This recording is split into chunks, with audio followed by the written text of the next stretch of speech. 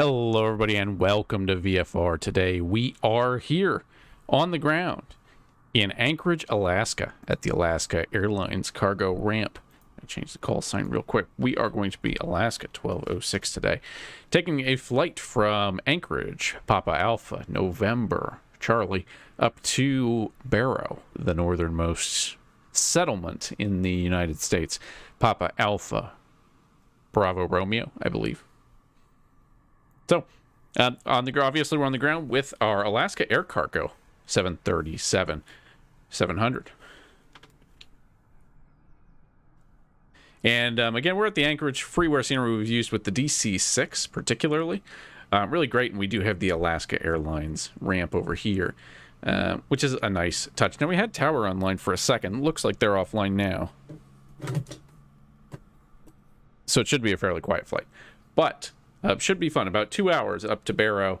And we will see when we get in there. I'm not sure what to expect as far as what kind of ILS approach we will get. So let's hop into the flight deck. I've spent the last week getting more familiar with the 737. Of course, I came up mostly on the CRJ in my modern simming career. So 737, a little bit of an adjustment. But the truth is, once you get the 737 going, it is a fairly straightforward airplane to fly, or a lot of the things will happen on their own. It does do a lot for you.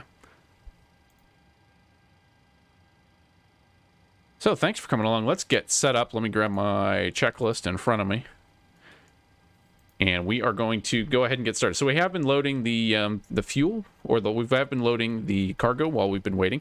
Let's go ahead and check out what we need as far as fuel.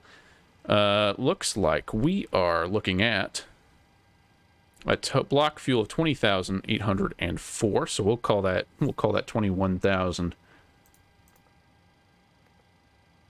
It's block fuel of 21,000. We'll just punch this into fuel. We're not going to worry about fueling up totally yet. Should be the heaviest I've had this plane, with a reserve of 1.9.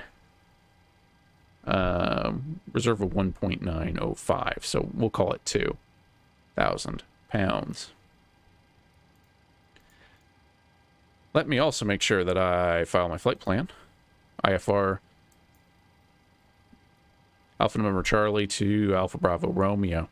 And we're basically just doing a bunch of direct waypoints today, so it's not too crazy. I'll just file that and get it started. So thank you all for coming along. I hope if you have been flying 737 or whatever else you're flying in Microsoft Flight Simulator, I hope you have been enjoying it. I have really been enjoying the 737 so far. Let me just sign in here too. All right, so first things first. Let's go ahead and get our parking brake. Light is on. We are set. Battery power on. Ground power is on. I have modified my... I like to start in cold and dark with the GPU connected. I might save a state with the emergency lights on. I don't know. But we've turned all that on, and that's where we're at. So ground power is connected. Lights as required. We have position strobe on steady, and we will... That's about it. I think that's all we need for now. IRSs need to be set to nav. It's giving me an on DC. So let's just make sure ground power is in fact connected.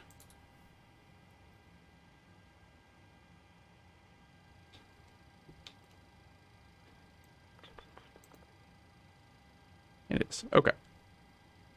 Cyrus is to nav. I've done some fire tests already. We can make the stick shake or shake if we want.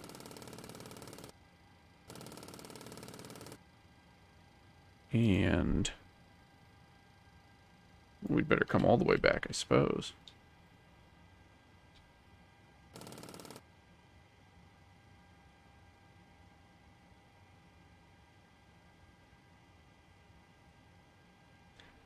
It'd help if we had sound. There it is. There it is. You can see the IRS is working their magic. Mock warnings are all good. We'll make some sounds. And that's going to be pretty good. Okay. So, we'll call test completed PAC signs. It's us and the crew, but we'll go ahead and turn it on and be good pilots. To remind everyone that their seatbelts should be fastened securely. Electric hydraulic pumps. can go on. We'll hit yaw damper on. Left aft fuel pump. We'll put the right number 2 aft fuel pump on too. And at this point, we could start the AP, but let's go ahead and program our FMC real quick. So we're turning, and I'm just getting a better sense of the symbology where everything is here. We are in a 700 BDSF, 24K engine rating. Iraq is still in spec for a little while longer. So we are at Papa Alpha November, Charlie. And we can put our last position in here too. That'll be fine. For our route, again, not a kilo. We need a Papa. Alpha November Charlie to Papa Alpha Bravo Romeo. And we are flight number Alaska 1206, ASA 1206. And that'll be good. We'll punch in the runway in a little bit. Departure. SimBrief has given us the departure. Well, let's see. They did something different in FlightAware. They went direct Anchorage VOR, then Kudte. So let's look up the charts. PANC. Clear. We'll look for the Anchorage 9 SID. And Anchorage 9 is nothing crazy. We get our EFB out. That's our load sheet. What we really would like.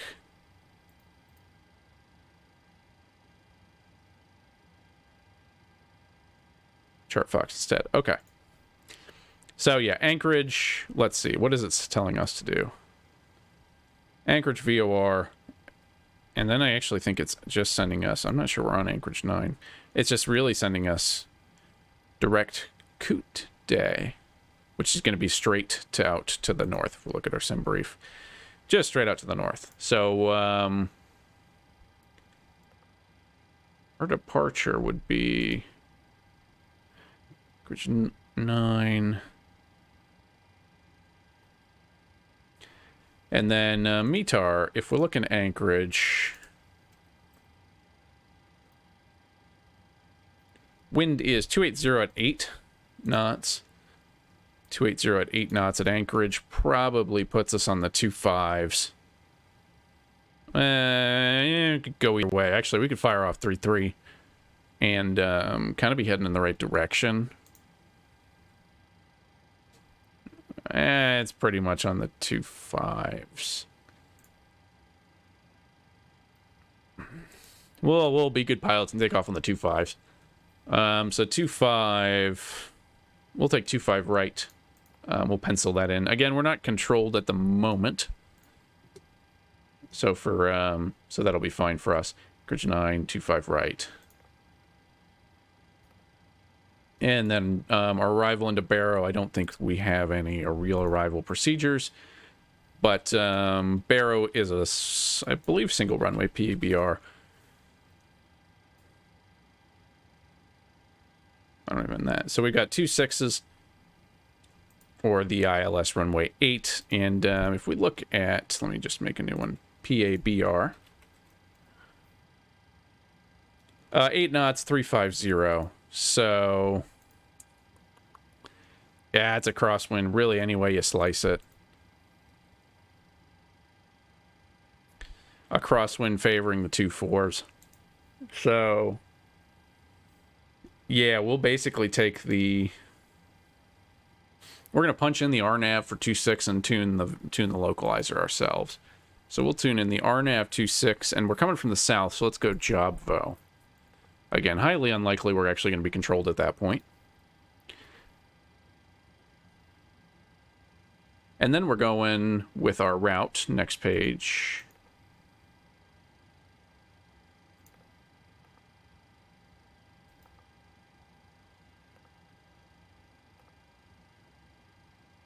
Direct Jobvo. Oh, so there's our, yeah, Anchorage 9 vectored out.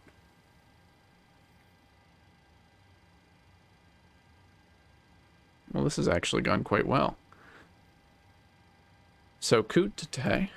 KUDTE.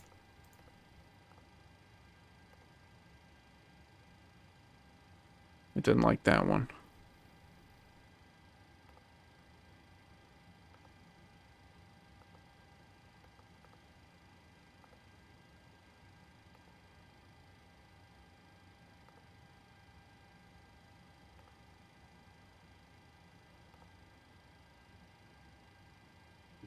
But I don't really want that.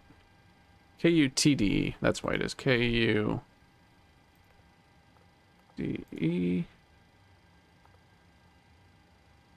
To Bronx.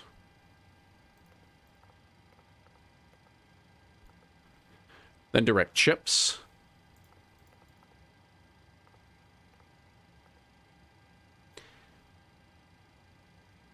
And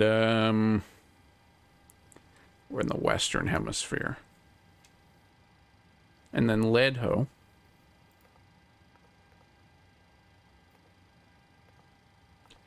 And then that puts us direct Barrow. And then we will also go with our arrival, RNAV26, Jobvo transition to the route, and then we'll just punch in Jobvo.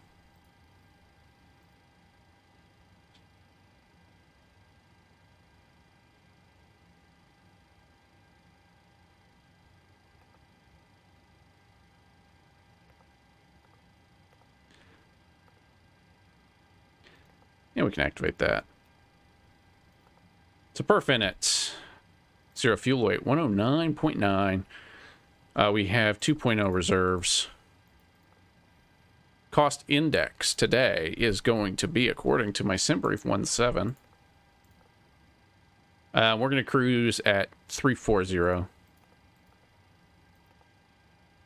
And at cruise, our wind, just based off of our sim brief, at top of climb, we're looking at 28038. 0 at 38. Exec all that. And one limit, we can do TO1, TO2D, we'll do TO1D rate.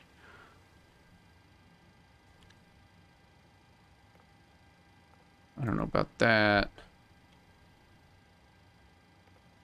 Takeoff flaps 5. We can punch our CG in, and that will give us our V speeds of 128, rotating at 129, and a V2 of 134 exec, and that is pretty much it for our computer programming.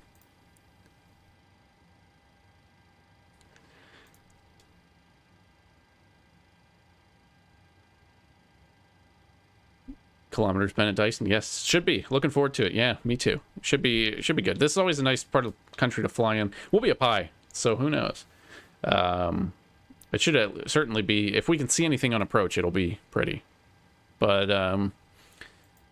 Mitar was saying it's marginal VFR at Barrow, so we will see. All right, so that's all done. Let's get back on the rails. We can turn APU on now. That would be fine. This is the part I haven't quite got right yet. Let's kick that into start and wait for some life. Make sure our isolation valve is open. Packs are off. That in-op recirc fan is off. And while I'm thinking here, altimeter 2991. And we've got APUs alive. We've got a positive EGT. 2991 is what I said. 9901.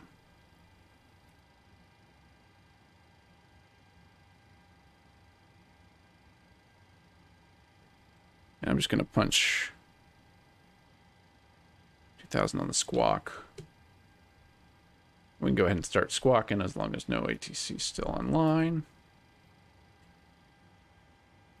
Up here we do have APU bus gen available to us. So let's kick that in. Ground power can come off. And I did that without shutting the airplane off, so that was good. So APU's on now. We are off ground power. We can get rid of the cart.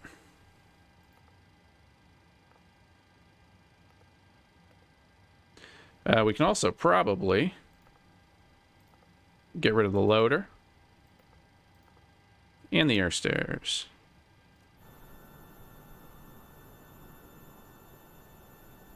I do love a good cargo pallet. Do love a good cargo container.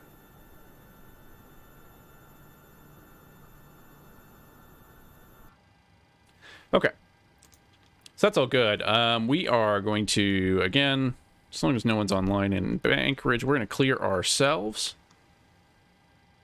I think we are the departure here. Although I still have, I do still have something not quite right in my flight sim. We are now B737. Yeah. Just refile. And let's punch in 122.8 on our navigate or on our radio. The other thing we can do is just take a step back and march through our flight plan real quick, make sure we're doing what we think we're doing. Sort of routing Anchorage.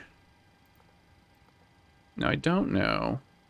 Still don't know how you step through.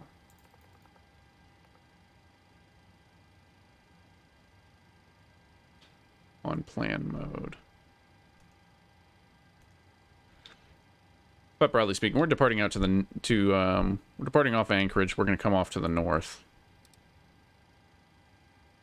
So that's Coot Day there. Oh, because we're vectored, so that's why this is doing this, because we're going to be vectored, so we'll have to vector ourselves over. But it'll just draw an infinite line. And then we'll go out to Coot Day. Alright, that's good. That seems reasonable enough. Anti-collision light can come on. And we can also configure our... I always hit this button by accident. It always scares me. Flight directors can come on. And we'll configure our MCP with all our info. So we're coming on out of Anchorage. We're going to come off a 2.5 right is what we said. And off a 2.5 right, we are going to do a heading of 254 degrees. And top altitude is 4,000. We'll clear ourselves up pretty quick, though. All right.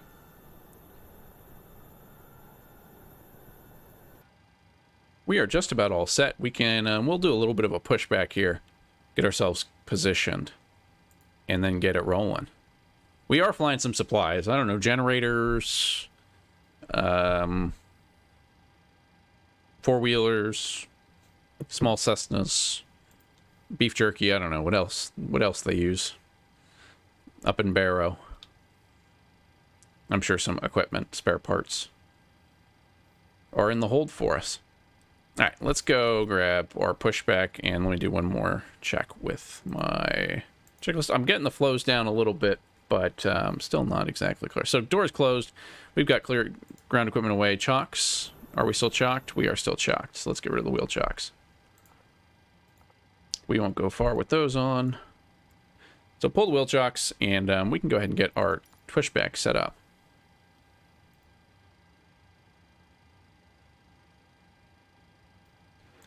And we're just going to kind of push out to the... Let's make it easy for us. No other folks here. It doesn't look like we have any... That's not what I wanted. Got a little flickering in the PFD. We'll just push it back. And starting the right engine. We got to put AP bleed on. Fuel pumps on. That is good. And, yeah, so... Ignition right. We do have life on the right engine. We'll bring that in. Then once that snaps back, we'll put it in continuous and start the left engine. Make sure I'm not hitting anything.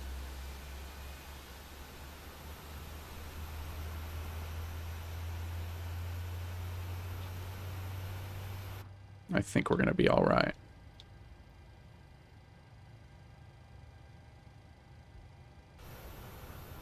There we are. Parking brake, come on. That has knocked out, so we can go ground. Both.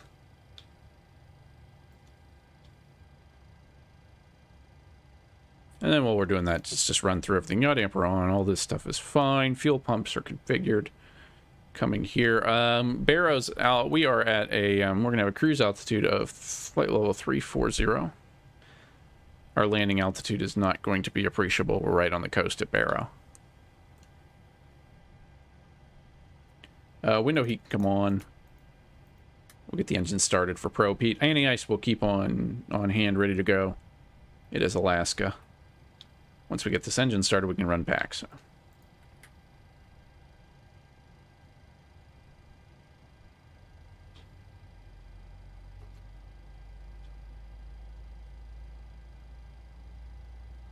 So thank you all for coming along again. Tonight we are taking the 737-700 BDSF cargo version.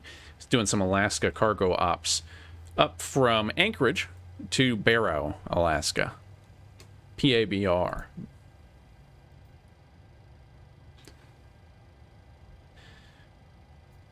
And now if we check out the taxi diagram, let's figure out where we're going to go. So, we're down here, kind of in the southwest part of the ramp at one of these hangars. It's this block here.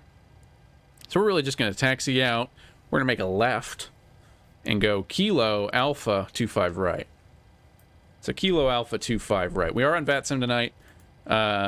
It is not particularly busy out here in Anchorage. There was tower online at one point, but yeah. So let's get ready. We're going to go 25 right, and we'll just straight out into the left.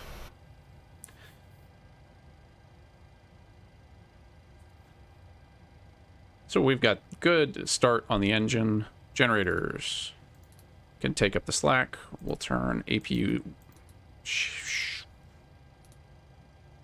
It's so easy to hit those the wrong way. And then we'll bring those off. And taxi lights on, runway turn off, lights on. APU bleed can come off. ISO valves in auto, and everything else is set and ready to rock. Probe heat is next up.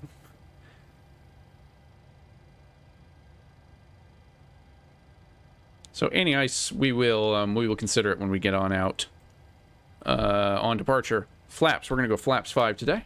So that's 1, 2, 3. Trim, I forget what the trim was. 5.67.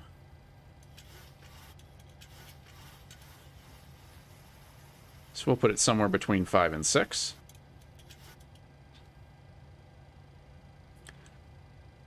5.67, we'll put it somewhere between 5 and 6. ISO valves auto, APU bleed off, flaps, elevator trim, flight controls look good. Yep, we got flight controls. Engine instruments looking good. We will arm VNAV and RNAV or an LNAV once we get out there, and the auto throttle. Now, departure briefing, we're going to fly runway heading for a little bit, and then yeah, once we're going to fly runway heading just a little bit, and then we will turn right direct to our first waypoint. Anchorage traffic, Alaska 1206, 737, taxiing runway 25 right via Kilo Alpha, Anchorage.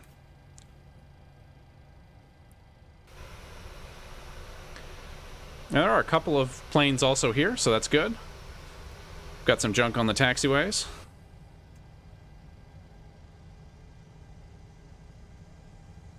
Which is an interesting stylistic choice. Isla, or Ayla, hey, how's it going? Welcome aboard. We're getting ready for our departure out of Anchorage International Airport. The Ted Stevens Anchorage International Airport. Heading up to Barrow, Alaska. Still snowy in Microsoft Flight Simulator. here in Anchorage, and not a super busy day. We do have a few departures along with us here in Anchorage. Some mostly going, it looks like, stateside. So as we roll down the runway, or roll down the taxiway, auto brake can go to RTO. Taxi lights are on.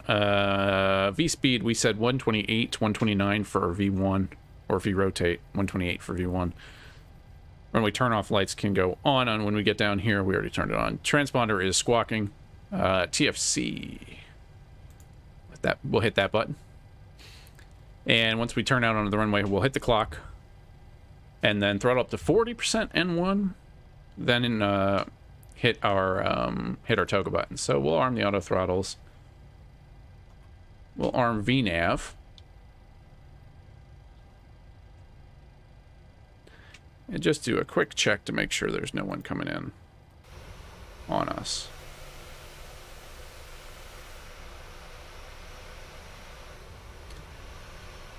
Hold check with the Mark 1 eyeball. All right. Anchorage traffic, Alaska 1206, taking runway 25 right. We're going to depart out to the north, Anchorage. So let's bring this up. We'll bring this in. Now we're going to, again, hold heading 254 for now while we climb up. We'll give ourselves flight level 340 pretty much immediately. So runway turn-off lights are on. Landing lights can go on. This can go to continuous, should be in. We'll roll out on the runway. I'll sling it around. And we'll get ready to go.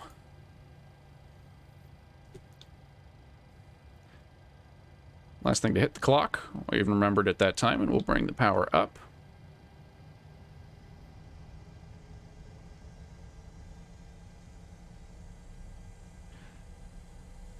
There's Toga.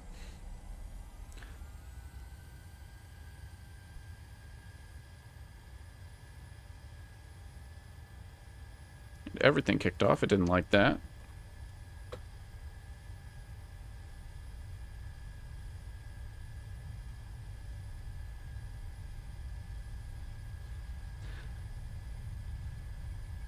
It's like airspeed's alive. 80 knots.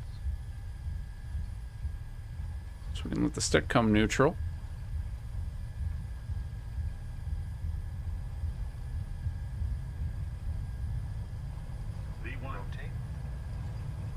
Pulling back on the stick.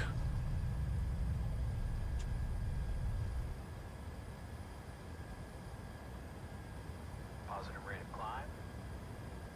Gear coming up.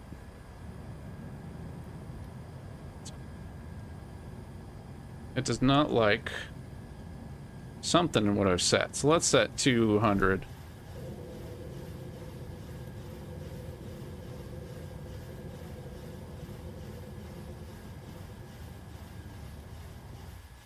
Let's see if it does that. No, it's still not taking auto throttle.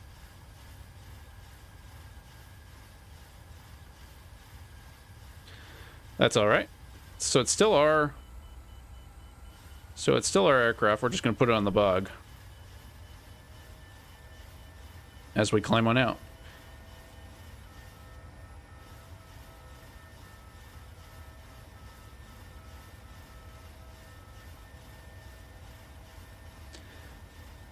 Anchorage traffic, Alaska 1206, airborne, passing 2000, departing out to the north, Anchorage. All right, so let's get a good speed climb. Let's just get set on heading first, actually. So let's engage the altitude autopilot. Hold heading. And then go, we can go heading select. We'll keep it in heading select for now. We'll bump ourselves up 340.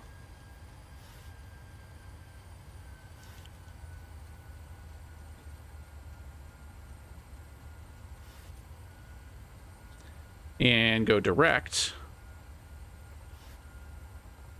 Good day. And hand it back over to the LNAV. We'll go back to flaps 1, 2. And away we go. So we do, yeah, we have the flickering PFD issue. Is there something I can do about that? I could put it over there. That seems to get rid of it for us.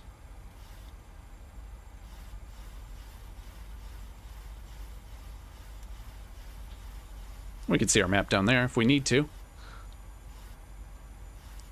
So we're still at 4,000. So let's keep LNAV in, but let's give VNAV a cycle.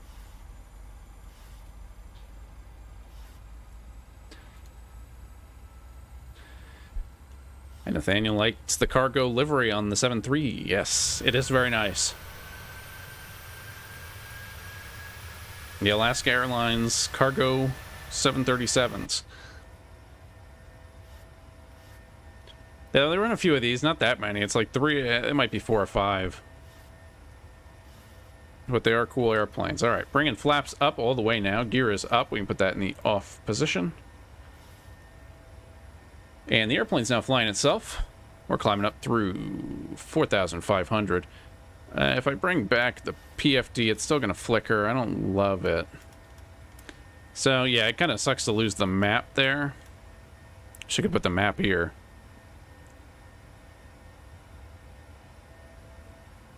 But away we go.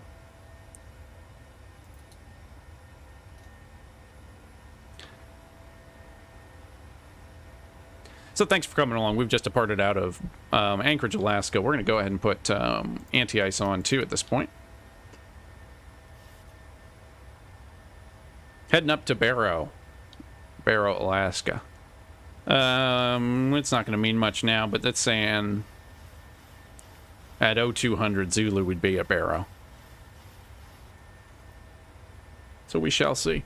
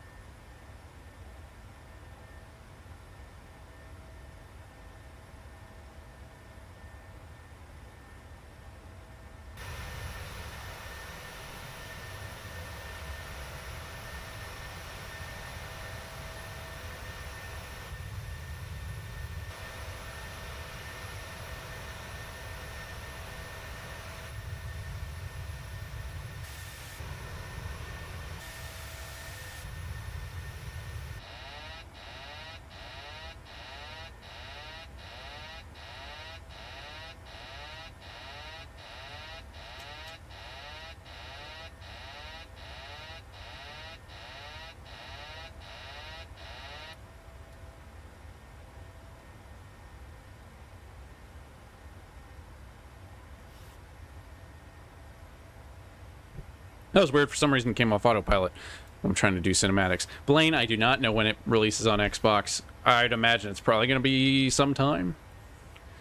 They still have issues with the DC-6, too, so maybe a while. Anchorage traffic, Delta 1462, taxi in 25 left via Kilo Charlie, Anchorage. And we do have a little Delta heading out with, not really with us, but adjacent to us. That is a 737 heading for Minneapolis, St. Paul, KMSP out in Minnesota.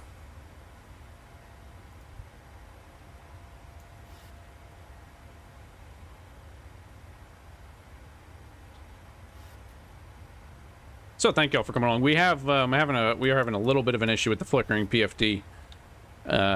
Mostly just annoying, so I'm putting it on the center, and it seems to go away. We bring our auto brake off, landing lights, runway turn-off lights, and taxi lights all can come off. And we'll punch seatbelts into auto. It's just us in the cargo cabin here, so not that many passengers to wrangle. But yeah, I have been enjoying this airplane. It just does feel, once you get it going and once you get it in, I'm still getting a feel for working the autopilot in remembering certain stuff, like to bring the altitude down and when to hit each button.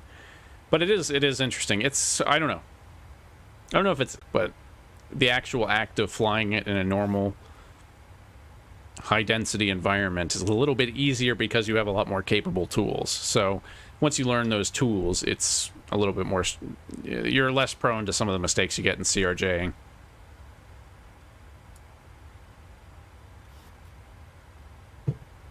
And again, I can't speak for the, I can't speak greatly to the A320 because I haven't flown that very much.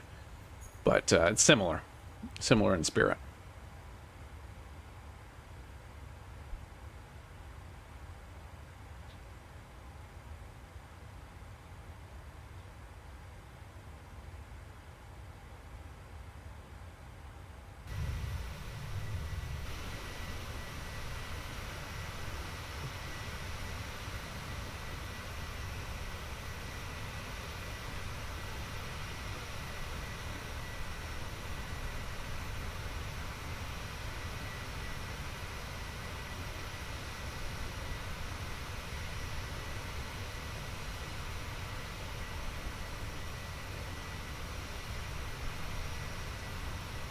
And I don't know why, but I do like cargo.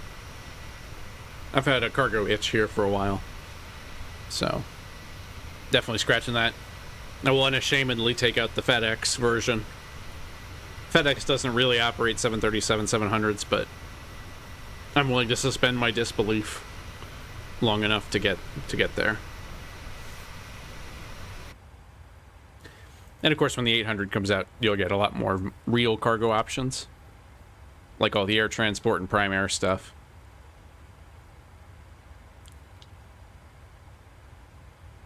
But that's one of the nice things about the 737-700 too, is it's not out of the realm of the possibility that really anyone could fly one, even if they don't. And it's comparable to in a role on a lot of the routes to a lot of the planes, the A320, the A319. If they fly a 738, you can probably get away with a 77, especially on most.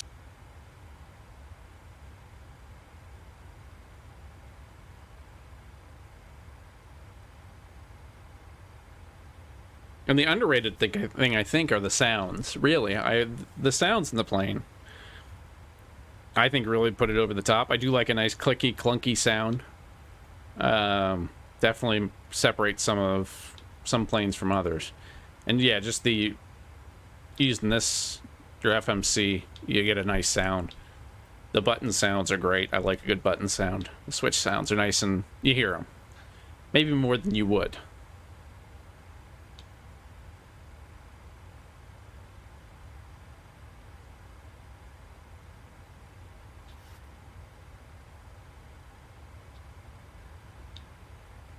Alright, so we're out of the clouds now a little bit. 23,000 feet. We can go standard pressure. Now, I was seeing that you could put approach on this too, so we'll have to play around with that. There is some data we can get from Barrow. So the localizer at Barrow is going to be on... Well, so we have the RNAV. We can also look at the localizer. So it doesn't look like we actually have an ILS coming in on 2.6. We just have a localizer back course. Or the VOR approach. So we'll fly the RNAV. But,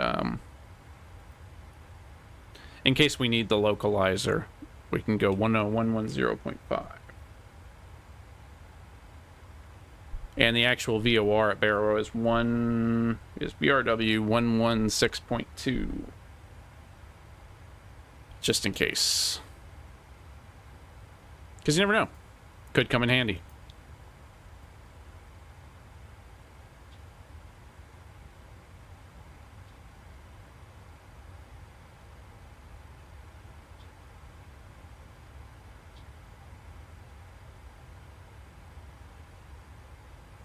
So everything else looking good. Flaps are up.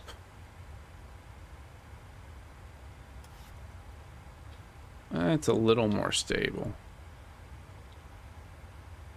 It's still not great.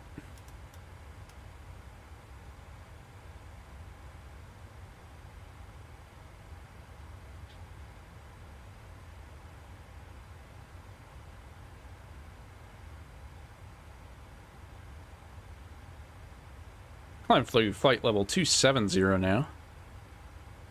Just keeping an eye out for traffic around us. There is departure out of Fairbanks.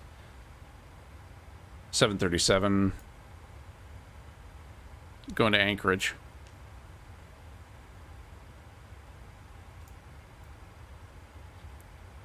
But that should be about it. So thanks for coming along.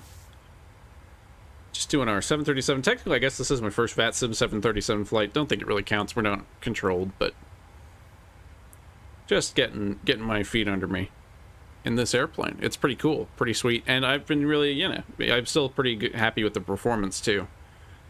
I shouldn't have said that as it stutters, but really the airplane performs great for something so complex. We're still holding Mach 7.5.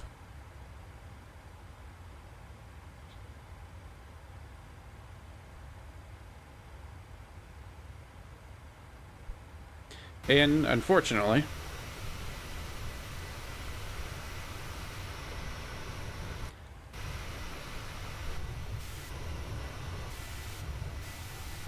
because this is the cargo version, there's no real good wing views, but we can always look out the window. Cloudy day here in over Alaska. Anchorage wasn't bad, but it is pretty cloudy now. Weather at Barrow is, well, it was marginal. Still is overcast, 27 degrees Fahrenheit. That is below freezing Celsius. 2977 inches hectopascals, 1,300 foot ceiling, with overcast at 2,000 feet. And 8 knots, wind still 350.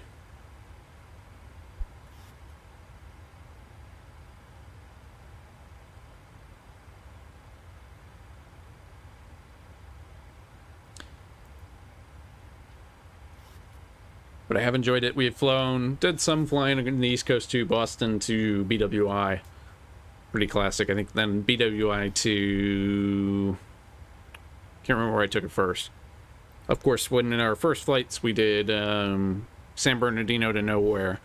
And then we had our 2 landings from DCA to Philadelphia.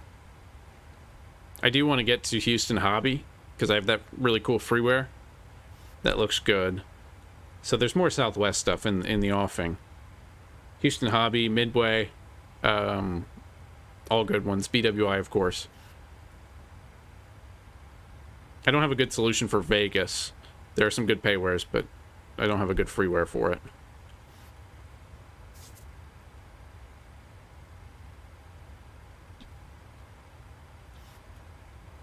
But lots of opportunity, certainly.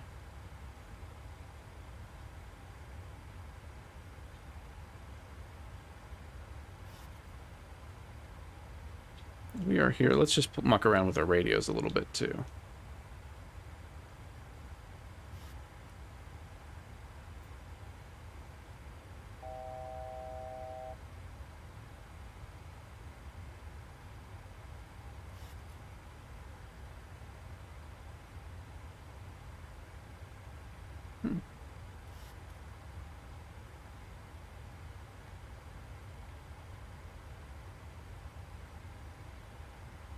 That's our altitude capture. We're going to hit 34,000. Or, yeah, 34,000 feet. And we'll get into the cruise. Checking our fuel, we have 17.9 thousand pounds. We're expecting 12.3 when we get to Barrow. And top of descent in about 400 nautical miles. Now, if we want to, we could put our foot down a little bit. Maybe 0.78.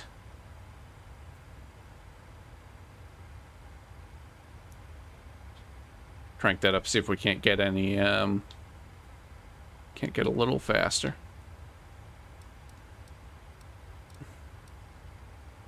But it is a long way. It is a long way.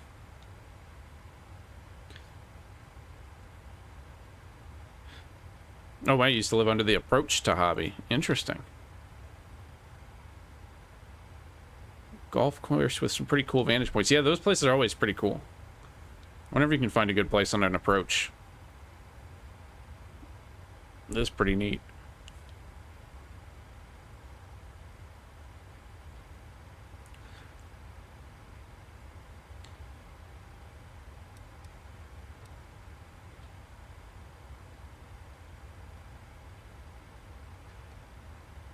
It's all good.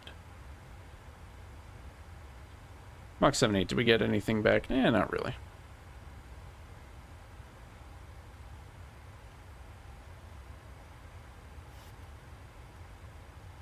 So we're rolling along up to Barrow, Alaska, PABR. Now Barrow,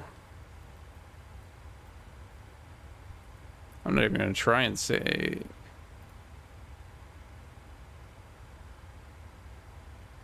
Okay.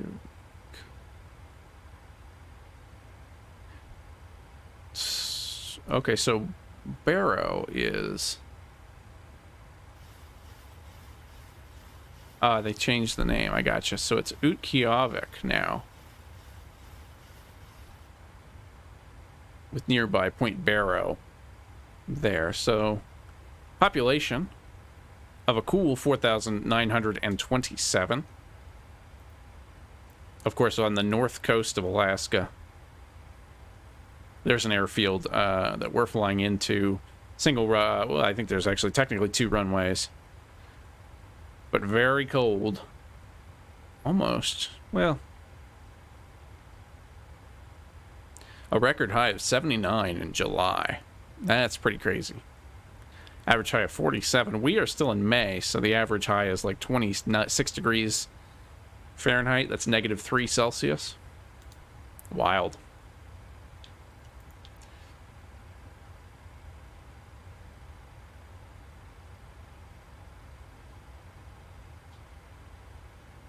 And Stephen's saying there's issues with the PBR lighting in the cockpit. I don't know. Maybe. I mean, the issue we're having right now is with the PFD flickering, but maybe you're talking about this stuff here? It could be. Those plastics always kind of look kind of tough, and that's probably down to my settings a little bit, too. Some of the shadows. It's hard to say. Yeah, and there are some parts that are really textured well. It's kind of like the DC-6. There are some parts that are really textured well and really have that PBR kind of look. And then there's some that just don't. Like, all these knobs look really good, but then you zoom in on some of the signs, even these placards.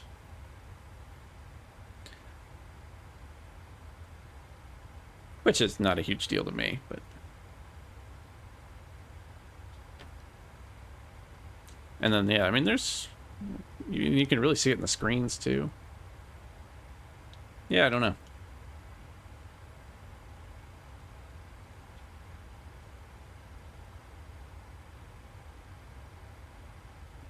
So might as well revisit my checklist just to make sure. Gears up. We're in Command A.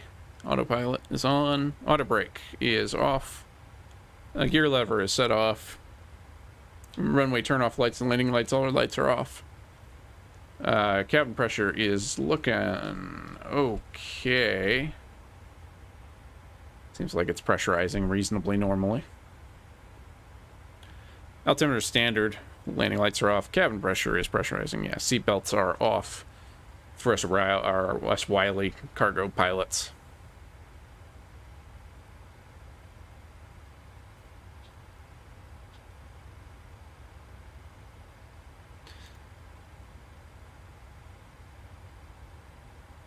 So weather, it's deteriorated, looks like a little bit. Some more clouds, few at 1,000, broken at 1,500, and overcast at 2,000 at Barrow. Or should I say, Utqiagvik.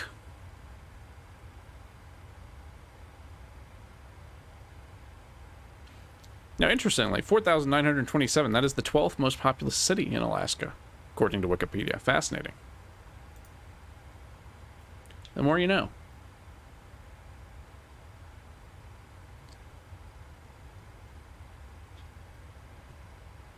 Of course, if you're just joining us, we departed out of Anchorage a little bit ago.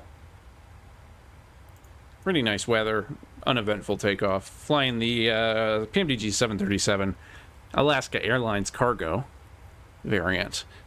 Taking some supplies, generators, four-wheelers, spare parts, other heavy equipment, I'm sure. Up to Papa Alpha Bravo Romeo. Barrow. Can't remember what the full name. Wiley Post Will Rogers Memorial Airport. And it is a good looking plane. Of course, the 800 is probably the better looking one. It's just a little longer, a little better proportion, but that's cool livery.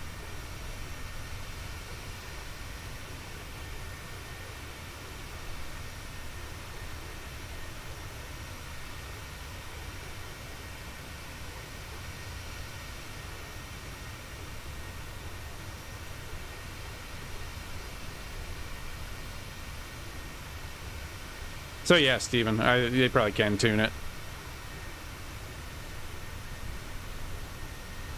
I wouldn't say that when they want it to be, it can be, but I don't know if texturing really is PMDG's strongest suit. And I mean, to be honest, I haven't seen, there's nothing in Flight Sim, and there's nothing in, I've seen in civilian flight sims that comes close to DCS Hornet or Apache or anything like that. I mean, those really are the top of the range in terms of like raw texturing and how good it looks. PMDG is kind of middle of the road in, I think, Sim World. But, you know, Aerosoft kind of lives in that area too. But some parts look really good. I mean, these knobs, when you zoom in on these stupid knobs, they look great. Although maybe I could see a little bit off in the texture. It needs a little, I don't know, I could believe it.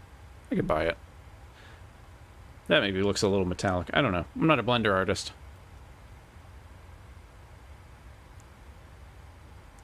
The model looks really good.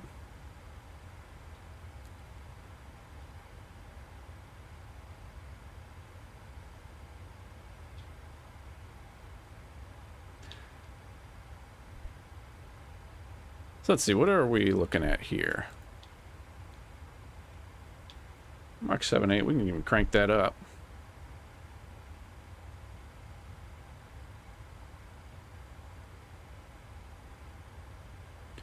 It's about 168 nautical miles from Koote, then Bronx, then Chips. Looks like top of descent somewhere after Koote. That should bring it down. Yeah.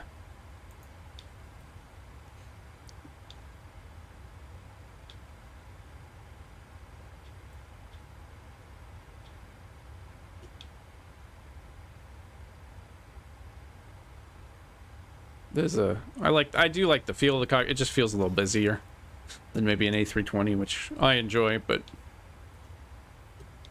I'm really not qualified to judge such things. Everything's good. Pretty quiet. I don't even have my hands on the throttle. I don't know what I'm doing with myself.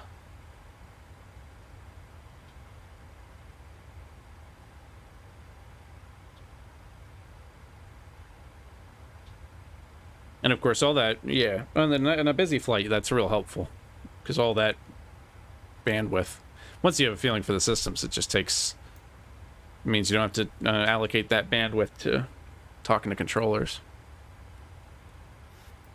What's going on in VATSIM? Oh no, so that rush must be done. I saw a big rush earlier between like New York and Atlanta, but that might have been outdated.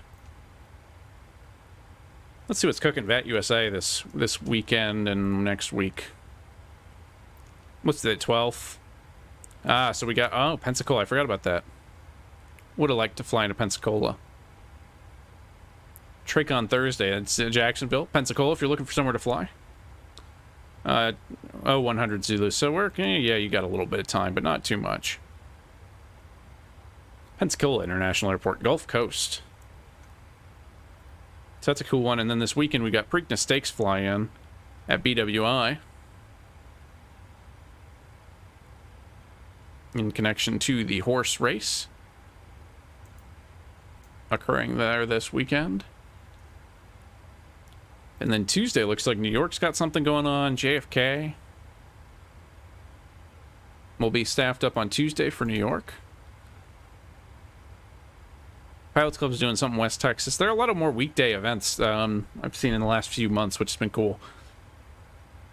Sometimes weekend nights get busy.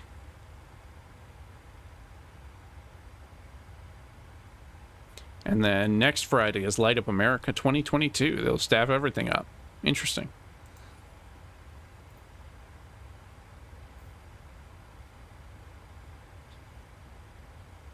So we can't see much of Alaska. I'm sure the view is great down below, but unfortunately it's all clouds here today. Cold clouds. So we may not see the ground for a little bit as we come into Barrow. Might be interesting. And let's just see. Yeah. Our Prague page isn't giving us much credit, but the overlay is 151 Zulu. That's pretty good. So about an hour of flight time left.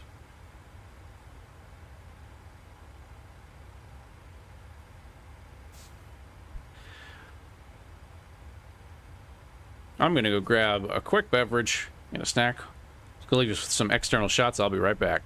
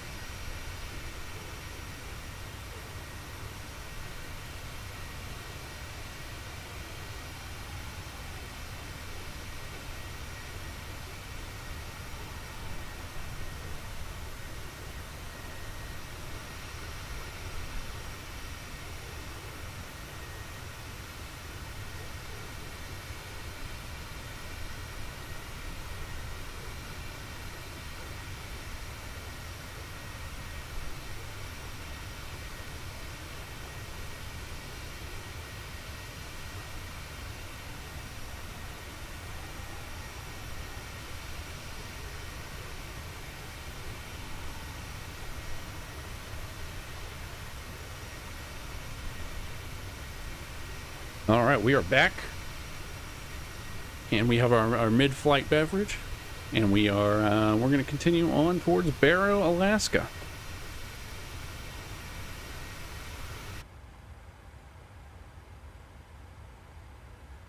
So thanks for coming along tonight. If you're just joining us, we are heading from, and we are departed out of Anchorage a little bit ago. We're going to head up to Barrow, PABR, or as I learned today, now formally, the town formerly known as Barrow. Ukjavik now. So.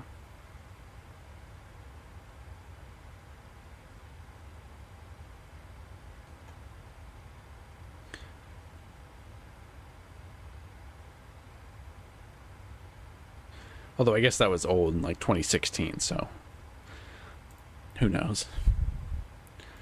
Obviously hasn't stuck with the flight sim community. Mach 0.79, we can adjust our heading. Now, you might be wondering why I've got the map down there. And that's because we've got a little bit of a... we got the PFD flickering bug here. And it's not a game... I mean, not game breaking. It doesn't bother me that much, but it's enough that it's just easier to look at it here. Route's pretty straightforward. We're really just charging out to the north. Not worrying about it too much. We do have some storms off to our right. Actually, you can kind of see this, the squall line. Looks like some ice just below us a little bit, which should be no factor for us today on our flight.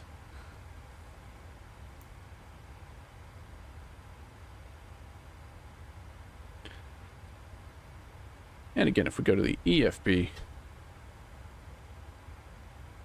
get out some Toolkit Pro, we'll see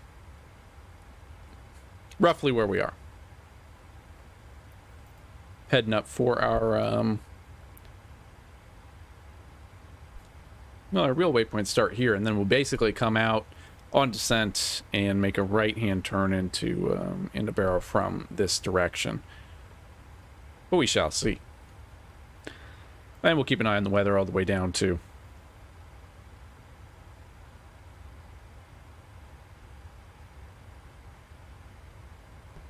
So like what it said, I've been enjoying the 737 this last week. Finally kind of feel a little bit confident that I can do the basics in it. Can take off without crashing, can land without crashing too badly. And really can manually control it is the big thing with the autopilot. So if ATC is telling us what to do, we can heading select, we can altitude hold, we could fly a normal descent. So all that's pretty good. Done a couple ILS approaches. This will be the first RNAV approach we've tried. We'll see how it goes. Should be interesting though. So 9, I'm good. I'll be greedy. Let's go up Mach 80. And let's burn the Alaska Airlines Corporation's money.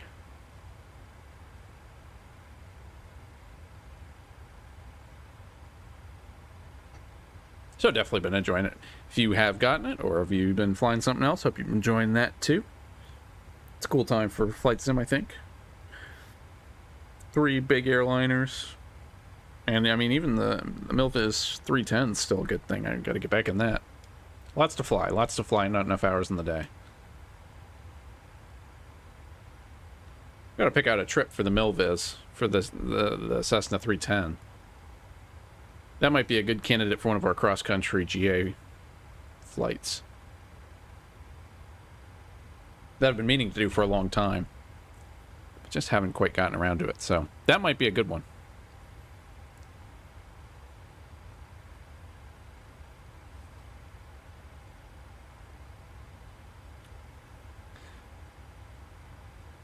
So Steve and I think probably the Milviz, I'm really not qualified to say.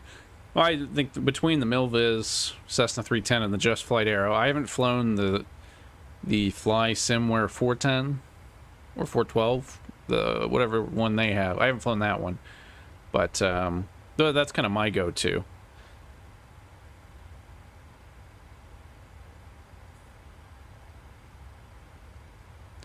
The 170B, yeah, I looked at that one. Is that the Carinado one? I looked at the 170B. Truth is, I got the, I found that the modded 172 kind of scratched that itch for me.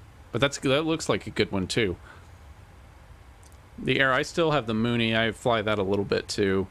But as far as realism, I think it's a Arrow or Milviz 310. Again, you could maybe throw the Porter and the Simworks Studio Kodiak, I think is the other one if you're looking for more glass. That's kind of the high quality one. So the Simworks Studios Kodiak if you're looking for something kind of 208 like. So you have some options now, which is nice. Yeah, if A2A would get in the game, that'd be pretty sweet.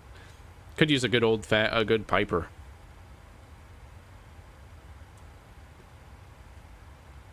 Oh, and you're on Xbox, and some of that is the. I'm not sure what else on Xbox. I would have to double check some of that, but yeah, 130B would be a good one for that. I mean, those are good airplanes. And I'm not qualified to speak to the realism of a lot of it. A lot of what I like about those is, can you open the door? Can you? The state-saving stuff on the Milviz 310 is the cool stuff for me. That's what I really like. It forces me to be kind of more attentive. Whereas, I think most glaringly in the CRJ, I know how it's going to be set up every time, so you just roll through it all. I'd love to have something like that in this, too, where it's... and I might do that, where I save some... I shut down the airplane a couple of ways, and at the end of flights, and have multiple turnaround states, but we'll see about that.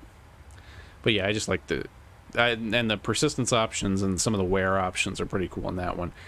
Also, a lot of it kind of skews to failures. So, with GA, it's also not as... and a lot of them use the default nav equipment, or it was in some combination of third-party and default nav equipment. So it's not as huge of a deal. Necessarily.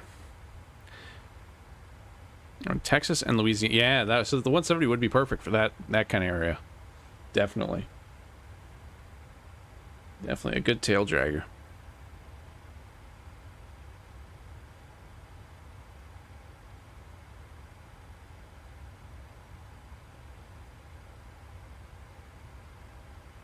Yeah, and those local. I've always liked, finding an area and exploring it a little bit more deeply. Kind of weirdly boring, but also really interesting. Boring to an outsider, I don't mean to. You get invested in it. You kind of learn the big landmarks of the area. You learn the airports and where they are, and kind of what you're looking for, and what the major towns and things are. It can be very interesting, but to an outside person, I'm sure that sounds very boring. But hey, that's the beauty of this hobby.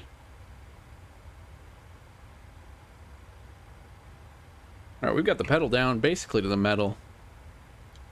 Yeah.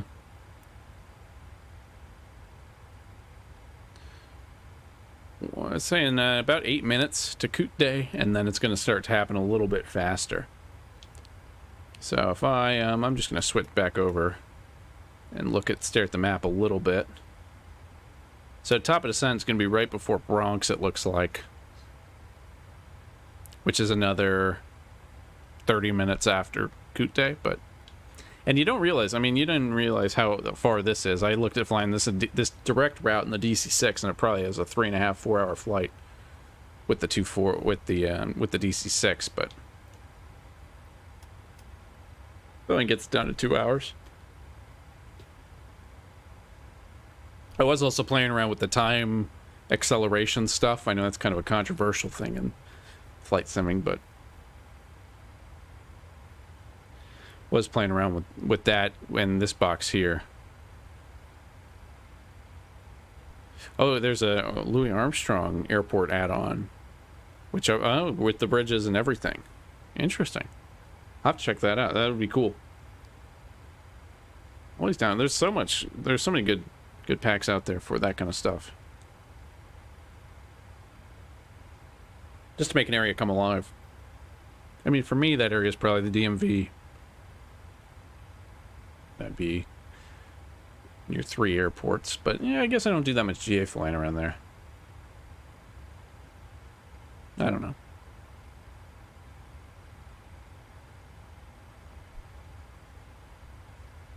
It's definitely worth a look.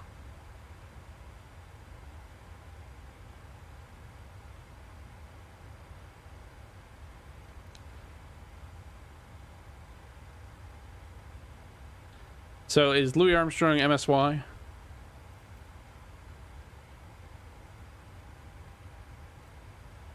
I didn't say that. Or I didn't. Yeah, I did. Okay.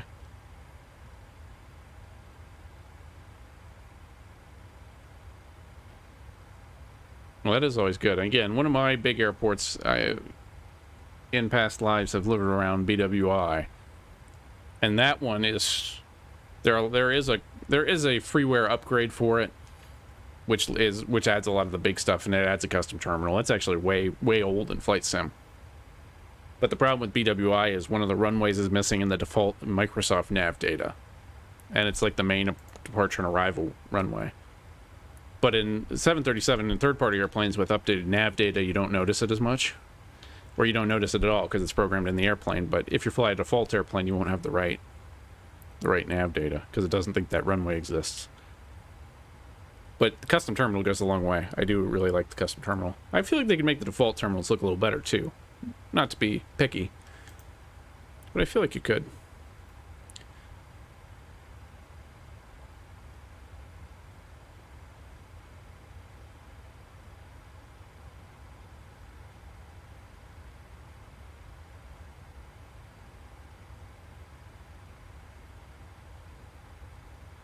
Oh yeah, and the lakefront airport into New Orleans too.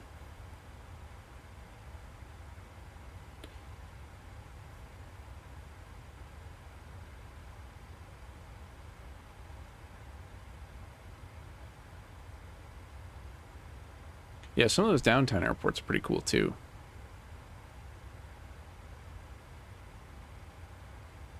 You get some good approach views. Definitely.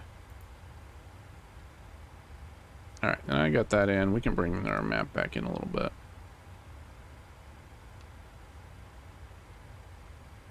Looks like about 3 minutes to our first waypoint in a while. Gets lonely up here. Clouds still big and covering the bottom. So not a lot of sightseeing. I wouldn't really want to fly this too much in DC-6. Those are kind of high. Well, I don't know. I don't know what the cloud layer's at. We could probably skirt. Maybe. I don't know. Depends. More fun than the DC-6 to fly in the suit.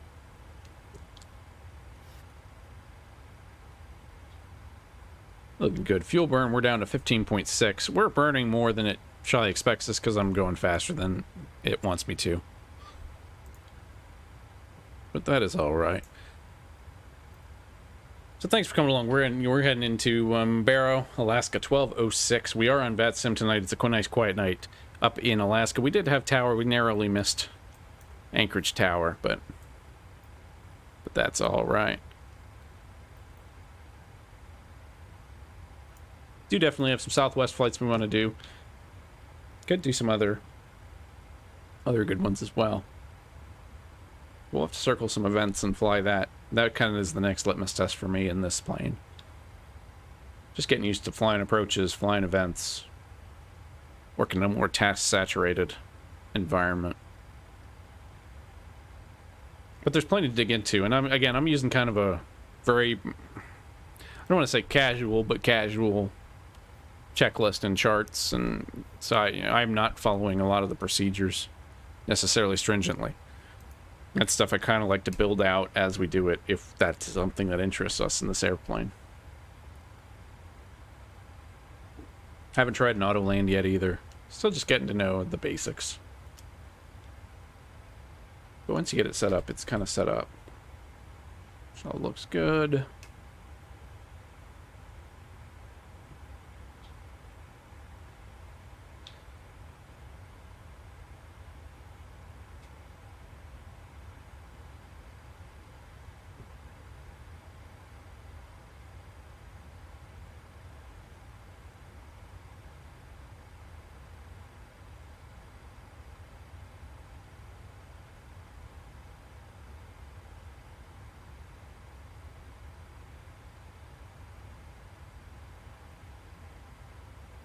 The one small bug, but other than that, and it's been pretty stable for me too. We had that one crash, kind of the first stream, and I think that's really it as far as the issues I've had. So all things considered, it's been pretty smooth. I remember learning the CRJ was a lot of bug avoidance, and it had been out for a little while at that point, but so all in all, it's been pretty stable for me. Don't have a lot of complaints on that front.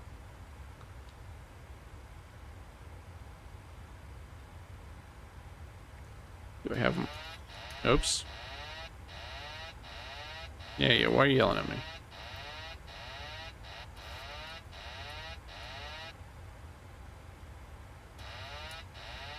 So I got buttons. Oh, I see. No, that's not right.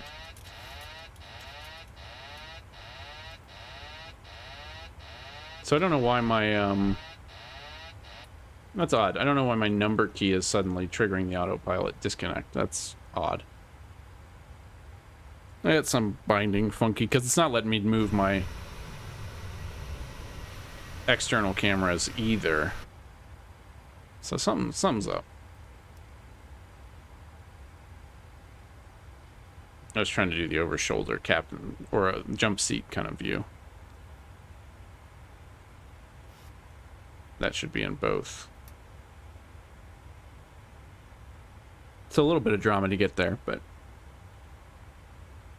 not bad. We do have the eyebrow windows in the Alaska. Haven't played around too much with the other configurations too. Definitely some. I mean, we're getting a lot of liveries coming out for this. So once we have some we like and want to fly more repeatedly, we can do that. I do appreciate. I'll give them a shout out. Whoever's making the special Southwest ones. We got Lone Star 1 from MJV 5757 or Mike V or Mike 5. I don't know. But if you're in chat, not that you would be, keep up the good work. Those are cool. I guess I assume it's the same person doing all of them, but I don't know that for a fact. Because we got Illinois 1, Maryland 1. Oh no, Illinois 1 was Whiskey Throttle. So thanks, Whiskey Throttle. You're killing it.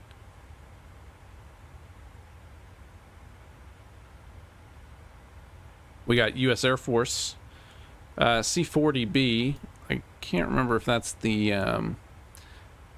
So we've got the Air Force paint job, which is... we have one on a BBJ, which is what it should be.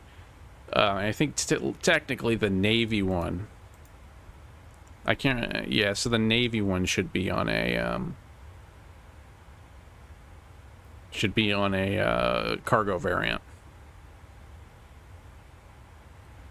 But anyway, big thank you to all the people cranking out liveries for the PMDG 737. Keep up the good work.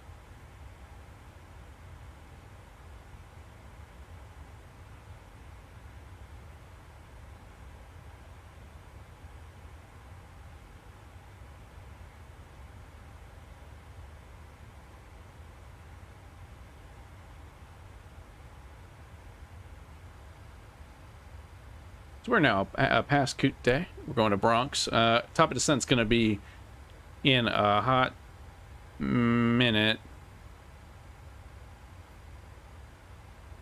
We've got about 211 nautical miles to Bronx left and 186 to top of descent.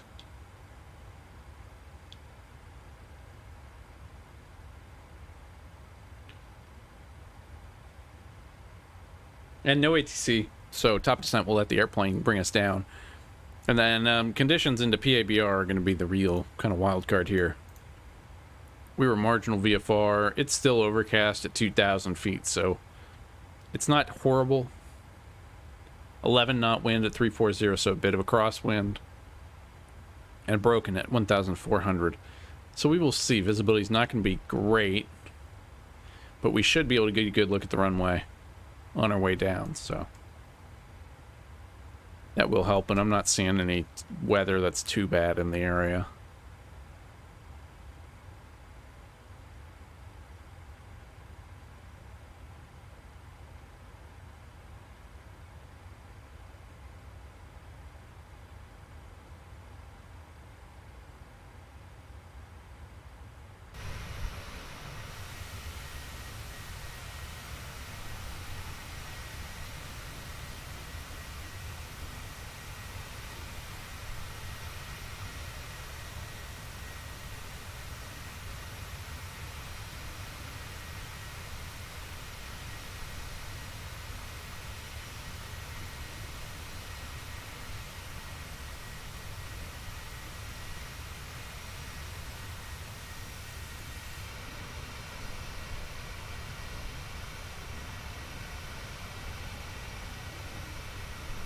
So Paolo, we have our PFD on our nav display because we've got the hey, it's gone. We were having the PFD flickering issue earlier, so if you haven't seen that, basically, oh, there it is. So it's been doing this, where if I move the wrong way, it flickers black and blue. Not an ending flight ending bug. Our display is acting up a little bit. And purely for comfort, I'm throwing it over here. And then we have the map down here on our, I forget the technical term, but on our lower DU. We're going to throw the map on there. And that's good enough for now. When we get back into it, we may go back to this configuration as we're coming down on the RNAV to Barrow, just because, so I can see it better. But for now, this is fine. Would be nice if I could put the map on this screen and not have a flicker, but whatever.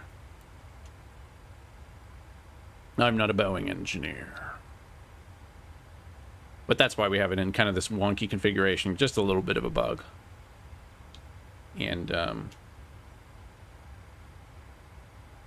yeah, purely personal comfort.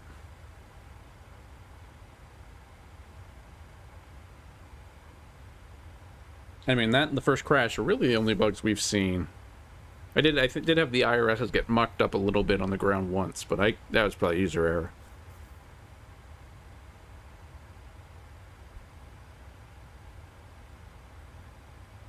So making a cool Mach 0.80 out to Barrow, Alaska. On VetSim, I did see the stat from SimAware that there was something like more 737-700s on VetSim today, or I think it was probably yesterday, than the in like the next 20 most popular airplanes. It's kind of crazy. So if we get another check, 262 737-700s, we can actually pull this up.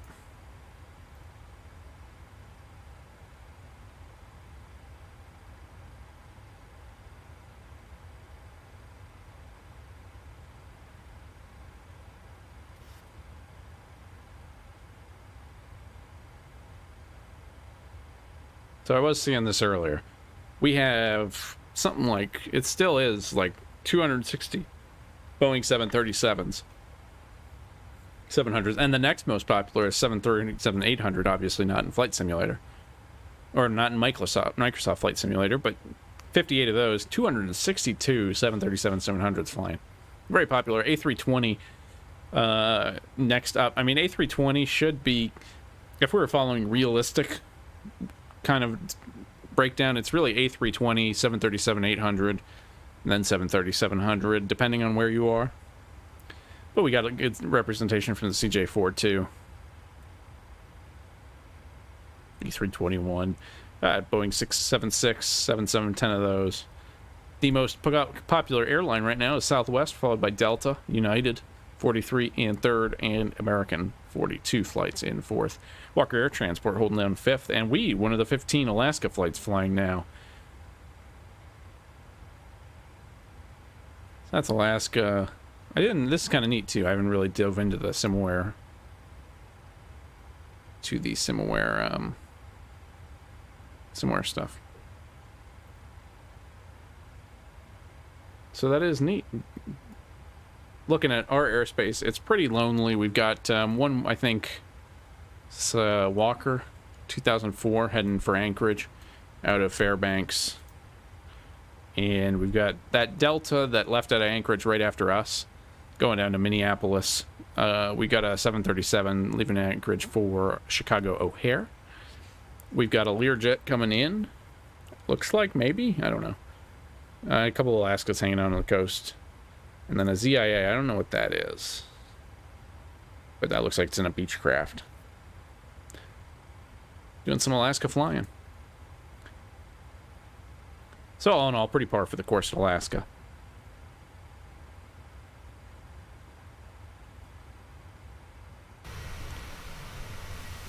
Again, there's something about the cargo planes. I don't know what.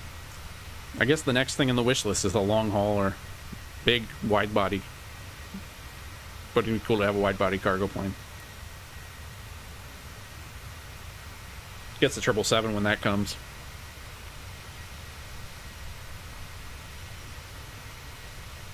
And again, I don't know about variants. I've always found it hard to buy other variants of a plane I've already had. Like the CRJ, I didn't buy the 900 and 1000, and I never really wanted to. It didn't add anything for me.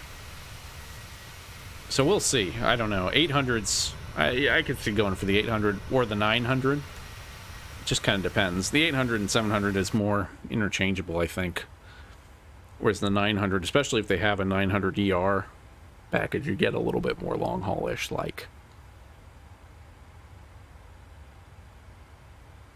But that's just the way it's kind of, way the range is going to be set up for the PMDGs. It's going to be kind of a tough decision. Tough decision what to go with. Just checking on fuel. We've got a fuel quantity 14.3. It's saying we're going to be 12.2 at PABR, so maybe a little less. We're probably burning a little bit more than that. Saying we're going to hit Bronx in about 20 minutes. And top of descent in about 15. So we will get ready for that. Looks like it's kind of rainy and cloudy below us. Weather, has the weather changed much in Barrow? No, 1,400 foot ceiling, 2980, 11 knots. So not really. We can check out the TAF. It's really broken clouds for the rest of the day into tomorrow, with a ceiling of around 2,000, so not much better weather coming. Not horribly surprising.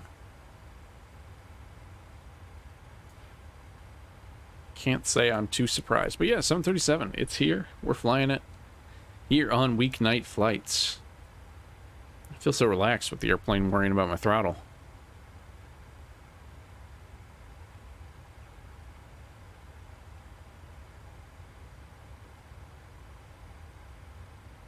So no ILS in Barrow. For coming the way we're coming, we could get it the other way if we came in on runway 8. But wind's kind of favoring. It's going to be a crosswind favoring the other way. So we'll come in. We'll fly the RNAV, and we get a localizer we can back it up with.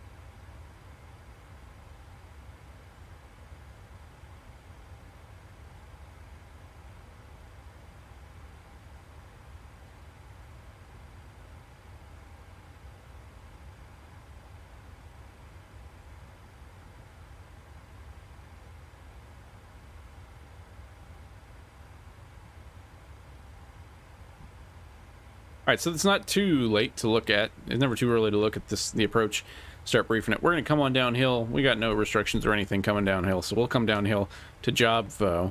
We need to be between 4,000 and 2,000 coming up to Asuki. We'll make a left-hand turn there. 261 will be the final course. Not that we're flying the ILS or localizer, but you never know if we're backing it up with it. To, what did I say, 61? 261. Coming down, left turn, assume 2, then Secti, and then runway 26 at Barrow. Missed approach, we're going to Upson, and we'll be climbing missed approach to 2,000 feet. So when we get down there, we'll climb up 2,000 and hold at Upson, and we'll reshoot that approach. Now, Barrow, I think, is uncontrolled, so we'd have a 123.6 CTAF if we're in the real world. But we're on VATSIM, so we're on trusty 1219. And our We'll nav MDA 360. So we'll rock and roll that. I'm trying to remember how it went with the when we flew the DC. I flew a DC-6 in there not too long ago. With this, we've got the custom scenery available on FlightSim.to. And I can't remember if the ILS was aligned or not. So we may have to play it by ear a little bit. I'm just trying to remember if there were any nav data conflicts or not. I can't remember. Hopefully it takes us right to the runway. And again, conditions not great, not horrible. 1,400 foot ceiling. Barrow elevation is going to be 95 feet. So it's really should have plenty of room.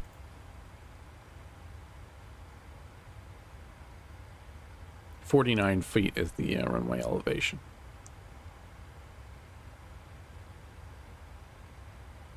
And then, yeah, ASCII, we're going to be 4,000 to 2,000, and just make sure we've got that here on our legs page. It's got above 2,000, and that's going to be fine. And going all the way down, we've got option as the as missed.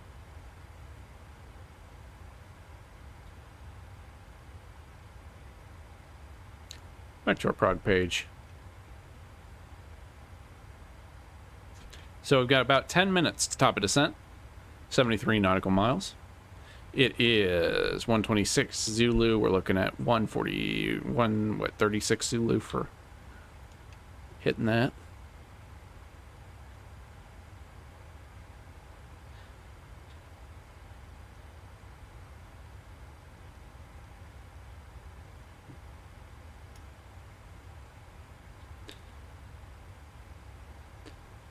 I'm just clicking around to learn stuff at this point, really.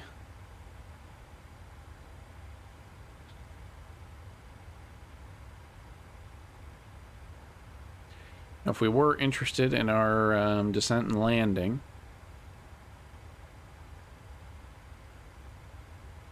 I'm going to worry too much about the winds right now.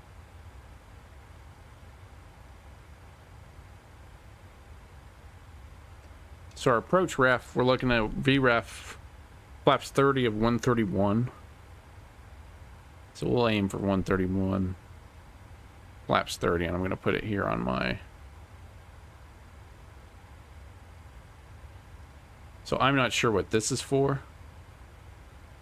I would imagine it's either for your V-speed or your flight number, but there's not 4 numbers. So I don't think it's flight number, because if it was, there'd be 4 numbers, but...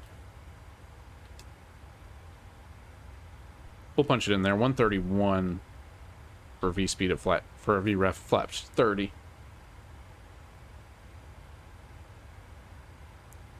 And it's actually already got 110.5. That is the localizer tuned in. So that's handy. As we get ready to come on downhill here, it's again saying 136 for our top descent. Let's go back to our nav data down here.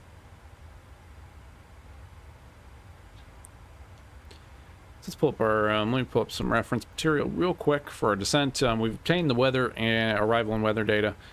Our landing altitude 47 feet, that's good. Our localizer and course are set up. Winging into the ice, it's still on. We'll just leave it on for now. Our MCP, we will set our altitude as we're coming downhill. Altimeter will be 2980. Our minimum, we'll go 360 here.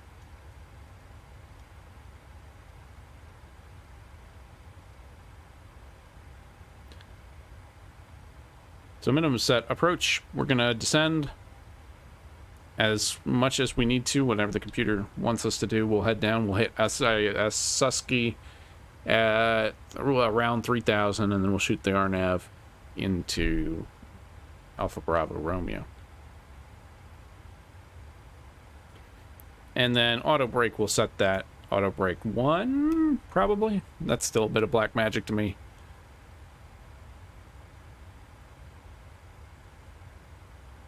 As as we're coming on down. So that's our descent checks.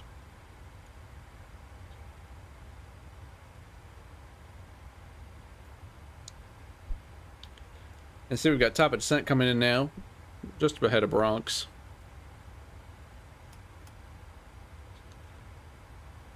We can live with this for now.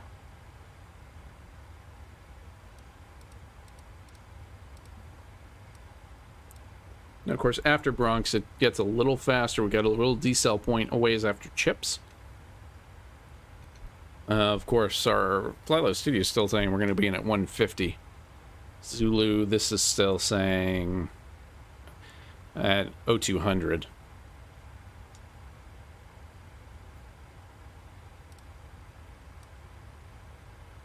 But for now, we can keep it on the neutral. We can keep it out on the lower DU.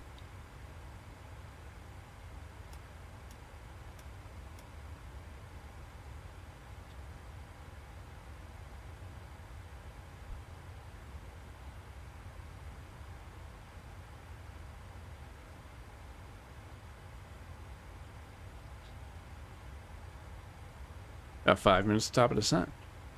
This should be an interesting approach. I haven't flown one like this. I would hope this has short field package installed. I'm not sure. But I would hope.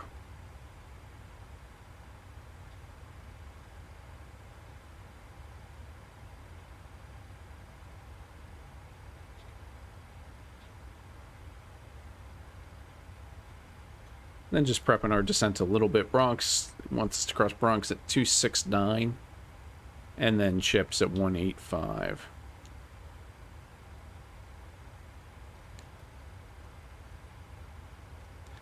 So we'll go ahead and reset this 260 for now. So hopefully at top of descent it'll take care of itself. And then really, yeah, our bottom altitude's going to be 2,000 feet at Asuki. I can't say that. Combination of letters doesn't make sense.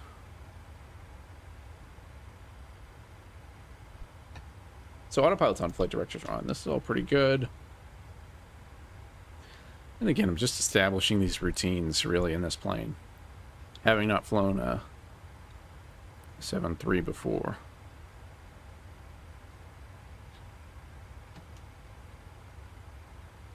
Making sure we have our bases covered.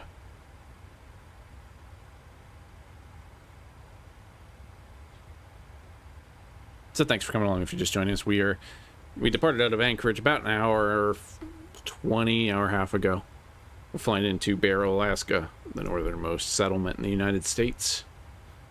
We've got we'll be coming in on runway 26, flying the RNAV for runway 26. Weather is not great, not horrible. Marginal VFR, floor 1,400 feet. So it should be at least interesting, especially if there's any... we'll have to keep an eye out for conflicts. That's the big risk, I think, is conflicts between the nav data and the scenery on arrival. All in all, that means we should just be ready to hand fly. About 3 minutes top of descent now. Then we'll hit Bronx and Chips, and then Ledho. And we will be in, if we look at our progress page, still got about 134 nautical miles to Barrow. We're at 13.0 thousand fuel. Projecting 12.1 thousand. We've been running a little fast at Mach 80.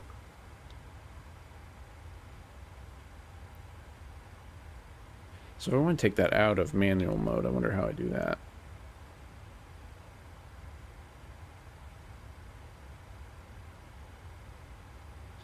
We will find out.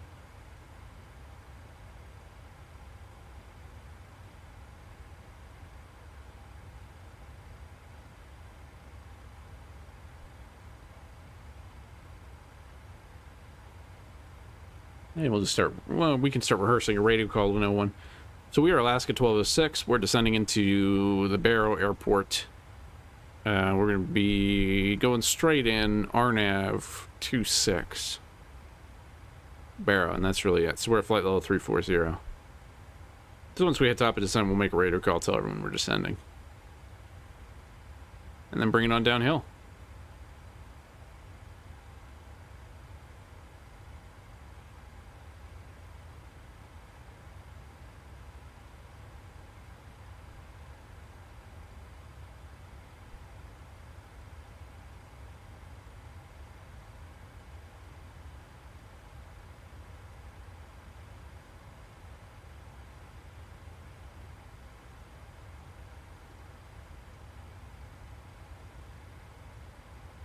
And here it comes.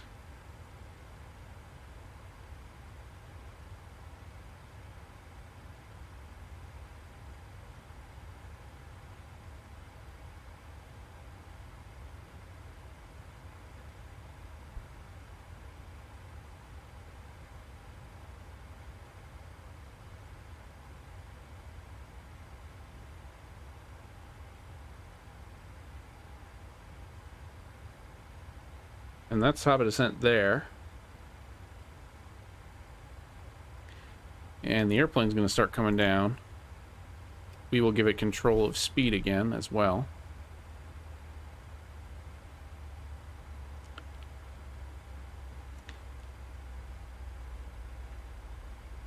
And now it's going to aim for 269 at Bronx, so that looks about right. We can actually just bring this all the way out. Our last hard restriction is 2,000 feet. So we'll just bring this all the way down and let the plane fly us down.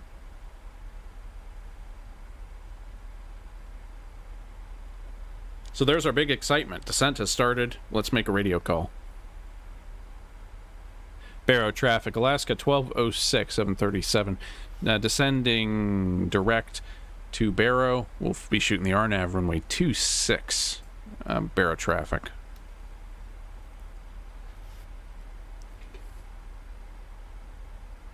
We freshen our weather. Yeah, still looking 29er 80.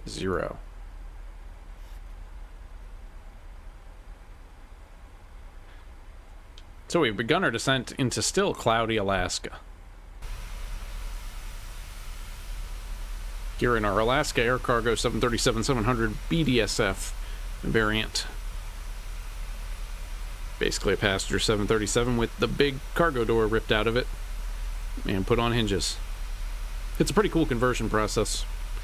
It is really interesting. The 737-700 just doesn't quite economically work out for most airlines unless you have a bunch of 737s laying around, or a bunch of 700s laying around, whereas the 737-800 more frequently used in that world.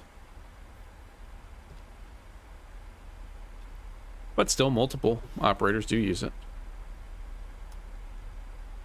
So we're still having a little bit of flickering on the PFD. That's why we have this kind of set over on the right side. Sending now through 29,000 for Bronx.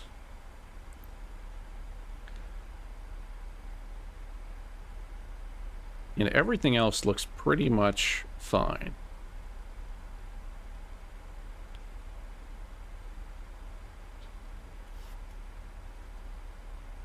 We'll just adjust our heading to point at the right waypoints. And keep it coming downhill.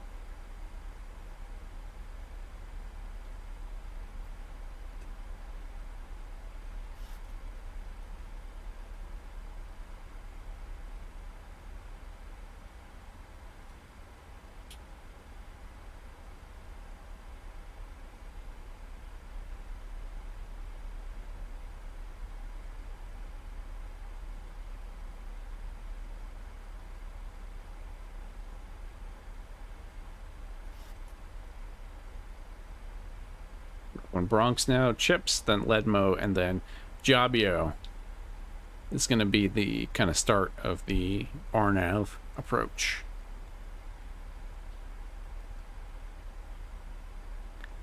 I guess I should adjust the standby Barrow too. When we get to that point, and of course our last, we're uncontrolled right now, so the lowest altitude on the chart right now is 2,000 feet. And right at the start as we turn final onto the runway. So we will come all the way down. On our approach into Barrow, we'll be in the soup here in a little bit. I'm not sure how deep these cloud layer is, but METAR at Barrow is showing really just a thinner, lower cloud layer. But we'll see. We're still showing overcast at 2,000, broken at 1,400. Oh no, we got new. Looks like we got a new METAR. Overcast at 1,400. So that's yeah, okay, that's ascended 25 degrees Fahrenheit, 10 knots, 340.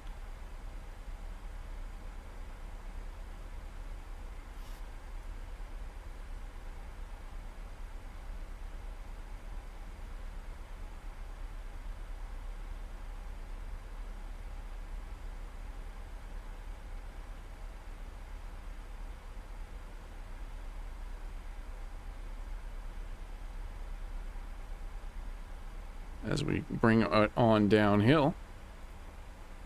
One last look at the RNAV. Jobvo is here. Asuki. And then just making our left-hand turn onto the runway at runway 26 with the big caveat that we need to look out for any scenery discrepancies with the nav data. We are using a freeware scenery. I can't remember if it lined up right when we were flying in the DC-6 a few weeks ago. I don't remember any great drama, but it's hard to tell with that airplane. Descending through 23,000 now. It's got us, so the computer's got us at flight level 185 at Chips. 6,700 at Ledho, and luckily there's terrain's not really a factor here. It's pretty low if you've ever flown out in this area. It is pretty low. We're starting to see a little bit of the ground here actually as we descend through the clouds. Pretty low tundra. Permafrost all around. We do have anti-ice still on. Still running.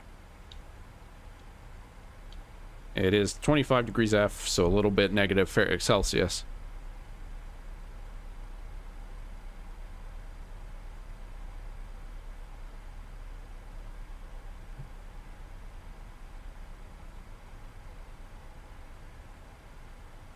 So we're bringing it on down to shoot our RNAV approach into Papa Alpha Bravo Romeo Barrow. Barrow Wiley Post Will Rogers Memorial Airport. METARs from 7 minutes ago. 2980 once we get down to 18,000 feet.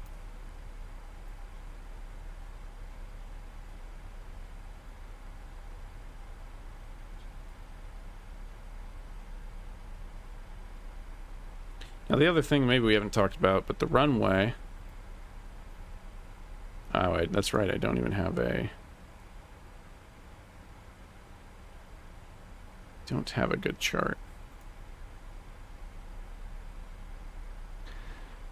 7,100 feet. Which is, you know, not crazy long. Not horribly short. It should be perfectly manageable, but we will see. We will have to be somewhat on top of it. We do have reversers. We will arm spoilers as we come on down. We'll go auto brake 2. On no other information, then I assume a higher number will give me more brake, but I don't know. And here comes 18,000 feet. I'm so calm. I'm so relaxed. I'm looking out the window. I'm doing stuff. I'm not worrying about my throttle.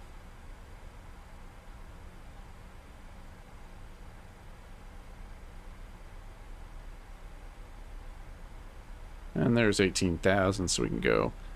2980 is the barometric pressure. For those who prefer hectopascals, 1009.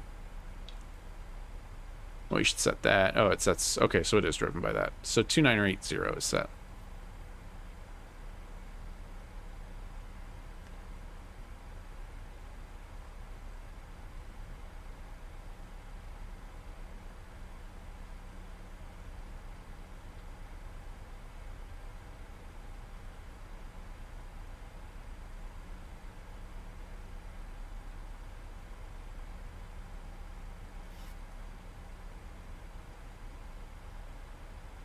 descent now. We can actually throw this. We'll throw this back into normal mode too, just so I have a little bit better visibility on the map. I'll deal with the flickering, hoping it's cosmetic.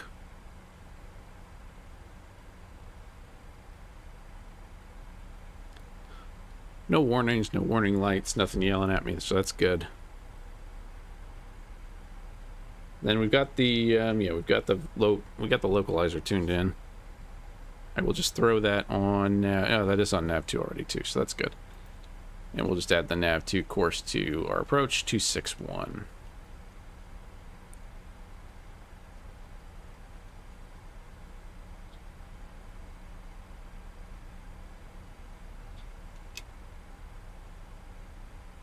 So now we're getting just a peak of scenery. This is nice. Very flat out here, very flat.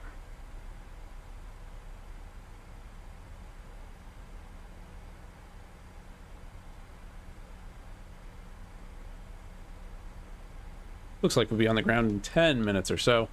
I'm not going to worry about seatbelt signs for this crew. It is an auto.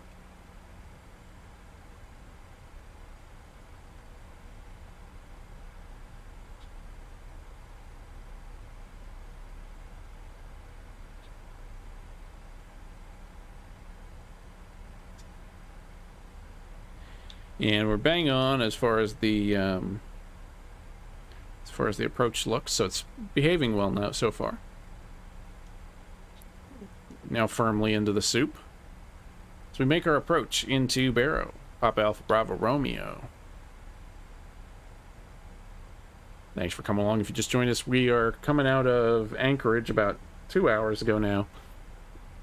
Arriving into Barrow, Wiley Post Will Rogers Memorial Airport.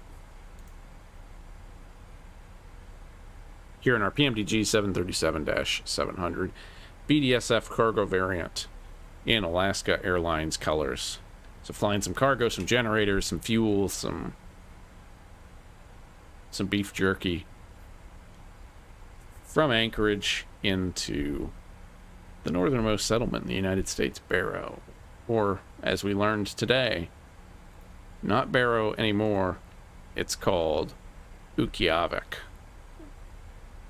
Rebranded.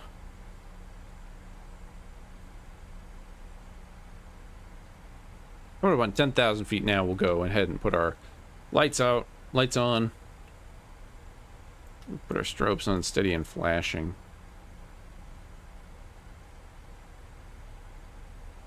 Or on strobe and steady, I guess, in this airplane.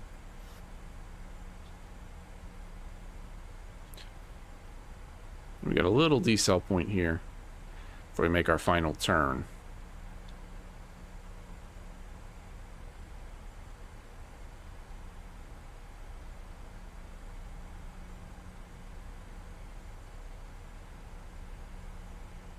And landings, I wouldn't say I'm proficient at this point yet. It's still just kind of high up for me as I'm coming down, so still getting used to the sight picture and all that. I mean, my goal for this one is just going to be to plant it on the ground pretty firmly if I have to, but we really want to be right on the touchdown point because this is not a super long runway. We want to be pretty conscious of our limited space. Not tiny, this isn't bush flying really, but we do want to be conscious of that. Airplane's coming back to 250, so we can be 250 under 10,000 now. And that's 10,000 feet, so lights on. Little stutter.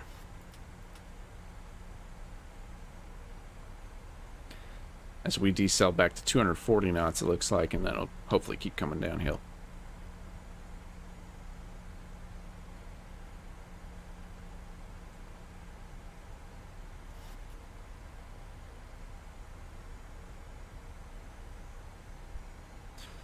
And so it's looking like it's going to try and put us at 185 at Asuki. So Jobvo to Asuki will be coming down a little bit and decelerating. If we need to get some more drag out, we'll use our gear.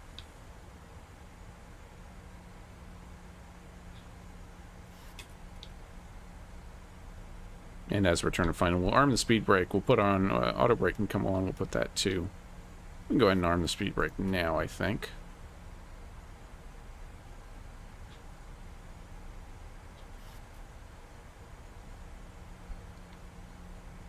And keep the descent going into a still snowy Alaska, the northern coast. So this, in sim, we're looking pretty broken clouds, which is helpful. We're going to have to make a little bit of a right-hand turn and then come over to the left.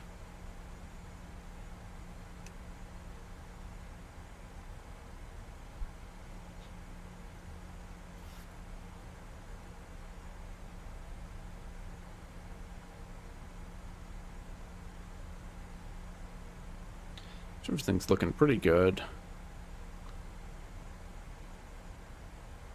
We come down through 8,000 feet.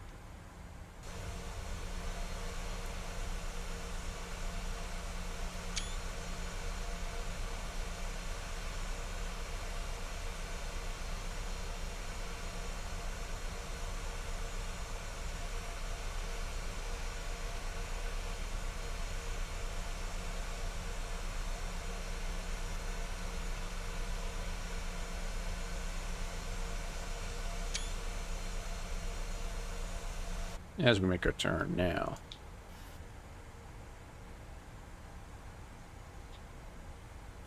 So that's Leto now, and then we're going to hit Jobvo. And start getting into the 3,000 and slowing down range. Now, if we don't like what we see, we take control. Either set the speed or the auto brake or the... Either set the speed or the altitude or the heading or all three, or we take control manually.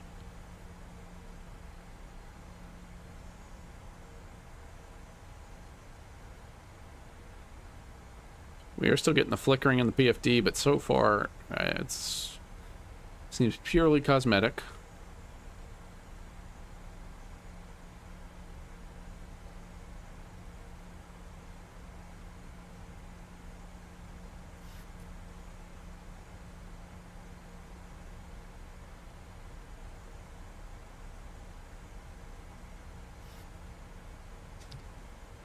And again, our go around, we're going to go direct to Opsin.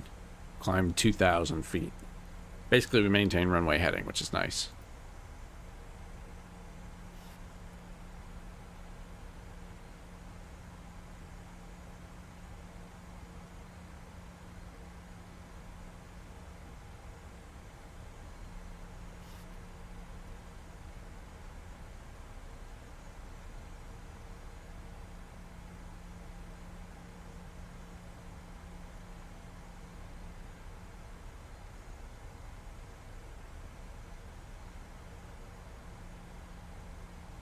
So definitely getting that low, broken, / overcast lore.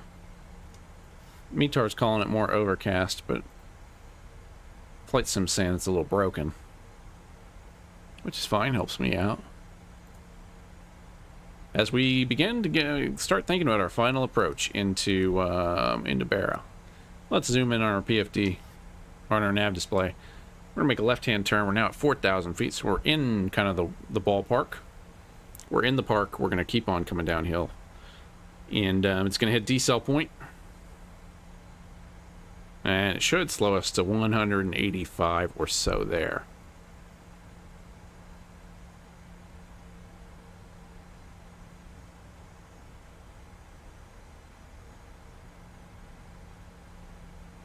And if we don't think it'll do it... well, this is perfect. This weather is perfect. I don't see overcast here.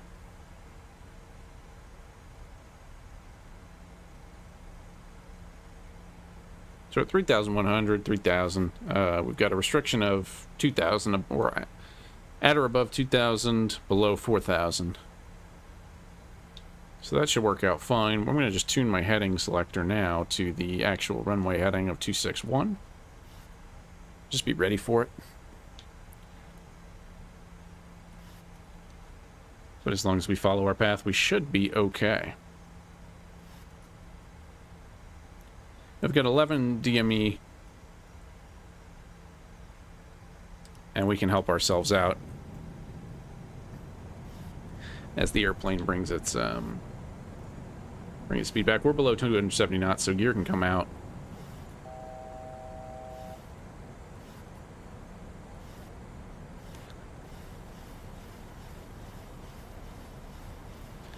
You can hear it trimming furiously.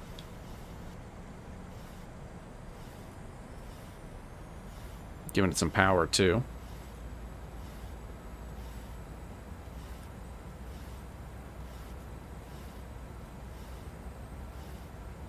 As we turn onto the RNAV for runway 26 here at Barrow.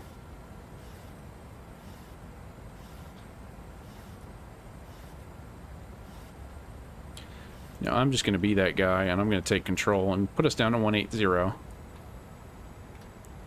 Give us flaps 1. Speed brakes are armed. Auto brake is on. 180, and then at 5 miles we'll go down to 131 was our VRAF. And then we got the runway. We're looking pretty well lined up.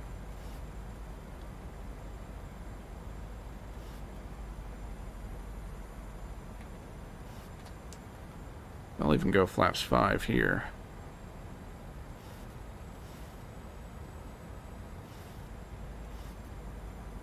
So 2,000, we'll bring that down and just reset my little nav.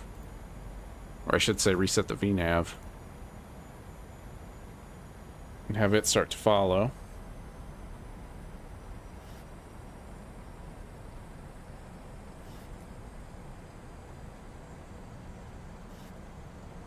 Now, I do like to keep it a little bit higher until we get to 5 miles.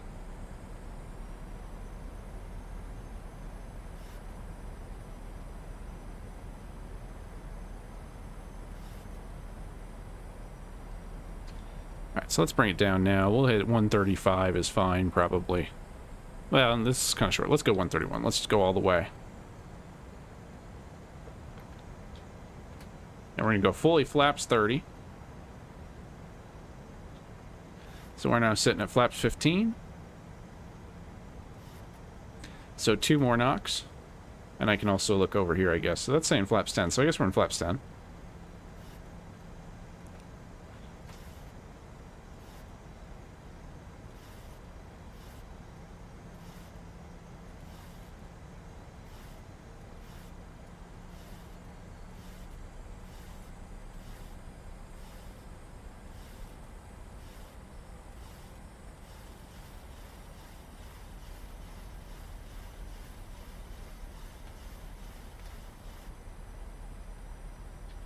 There's flaps 25.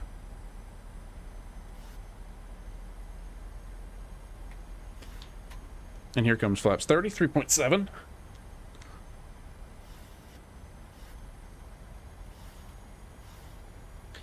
That's our VREF 131. So we make our final approach into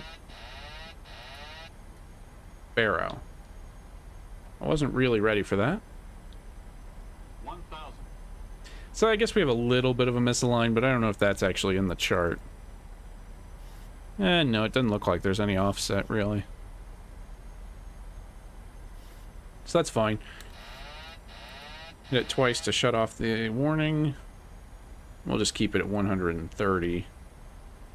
Just really try not to rock the boat for now, and just kind of adjust to the right a little bit. We've got white and red. We're pretty bang on. This is looking good, feeling all right. We do have a crosswind coming from the right.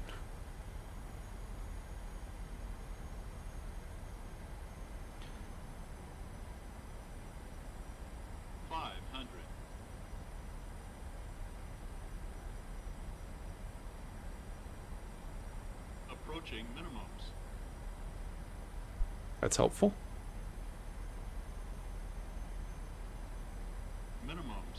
There it is. It's getting a little high now.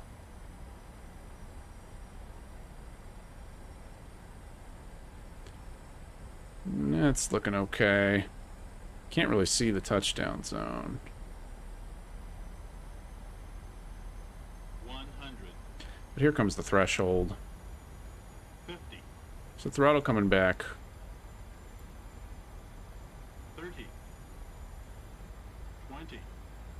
I don't know why it's giving me power still. I'm like... 10.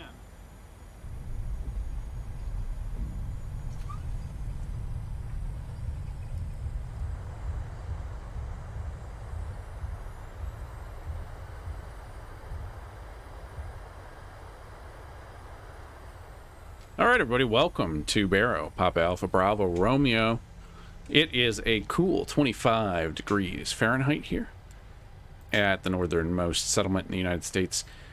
And, yeah, we're going to turn off to the right here and follow whatever taxiways they got for us. So, yeah, I'm not sure what happened there. I guess auto throttle didn't disarm? I think the autopilot came off. I'm not sure. Either way, so it felt like I had too much... yeah, I brought the power back to idle, and it was still at like 57% N1, so I don't know what was going on there. I would imagine user error, but who knows. But either way, we made it, and yeah, the brakes plus the thrust reversers were plenty for us to get into that field. That was a good kind of tight landing, though. We were, yeah, that was kind of... yeah, that was a little tight. But a good fun one. So I definitely recommend Barrow if you're interested in something a little shorter, a little trickier. In this freeware scenario, I'll have to dig up who made it and the link, but this is a really good one. The models look really great. Got lots of cargo stuff. I don't know where we're gonna park, but yeah, it's just a really nicely modeled airport. Northern Air Cargo. We're looking for Alaska, if we got one, with room for someone like us. There's looks like an Alaska hangar.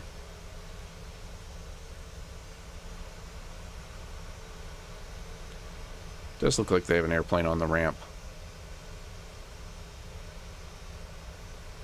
So we'll bring it over to the big jet side. I'll try not to hit them.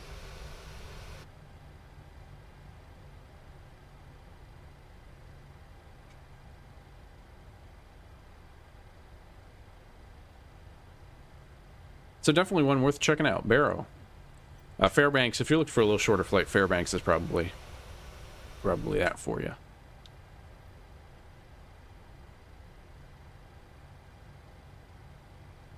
As we taxi on up, our first RNAV approach in the 73700. And our first, what I will call, short field.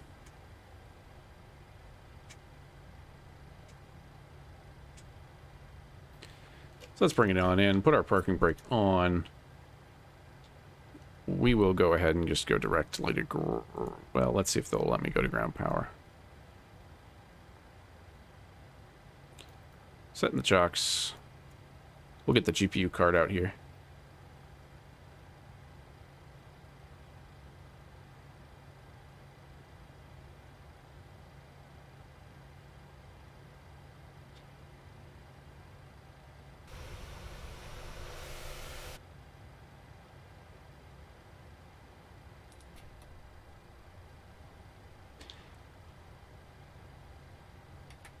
So speed brakes can retract. Auto brakes are off.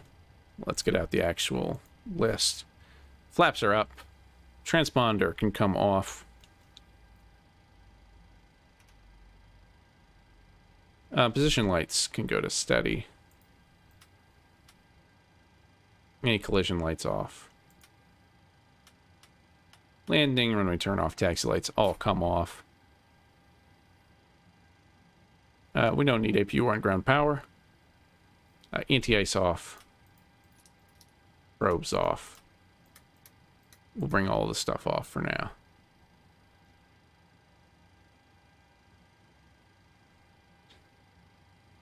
And let's get the loader and get us unloaded.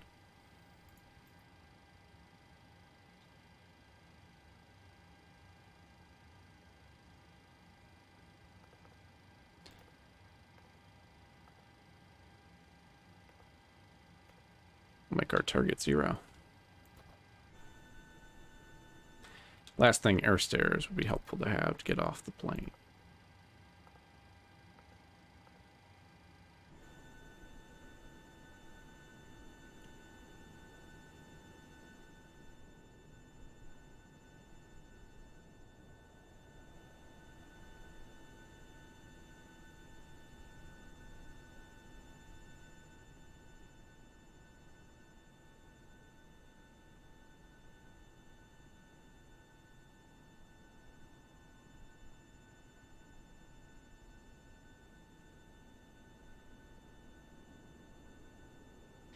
All right, so that was a good fun flight. 2 hours, not bad. Really recommend it if you're looking for somewhere to fly with your 7.3. And we will not be going back south again tonight, but maybe here in the near future. Could stop by Fairbanks too. Definitely some good options. Lots of good Alaska Air Cargo routes. These things go out to Nome and a lot of other places too. So definitely worth looking at. You can always do a nice milk run with these airplanes, and definitely good stuff. So we got the doors open. We've got this set up. Let's start unloading. And if it'll let me. Oh, it's still got to come up. So anyway, we'll let the ground crew do their thing, and we will probably catch you on the next flight. So thanks for coming along. It's been a good weeknight flight. Good fun flight in the 737-700. We made it. We didn't crash too badly, and even landed on a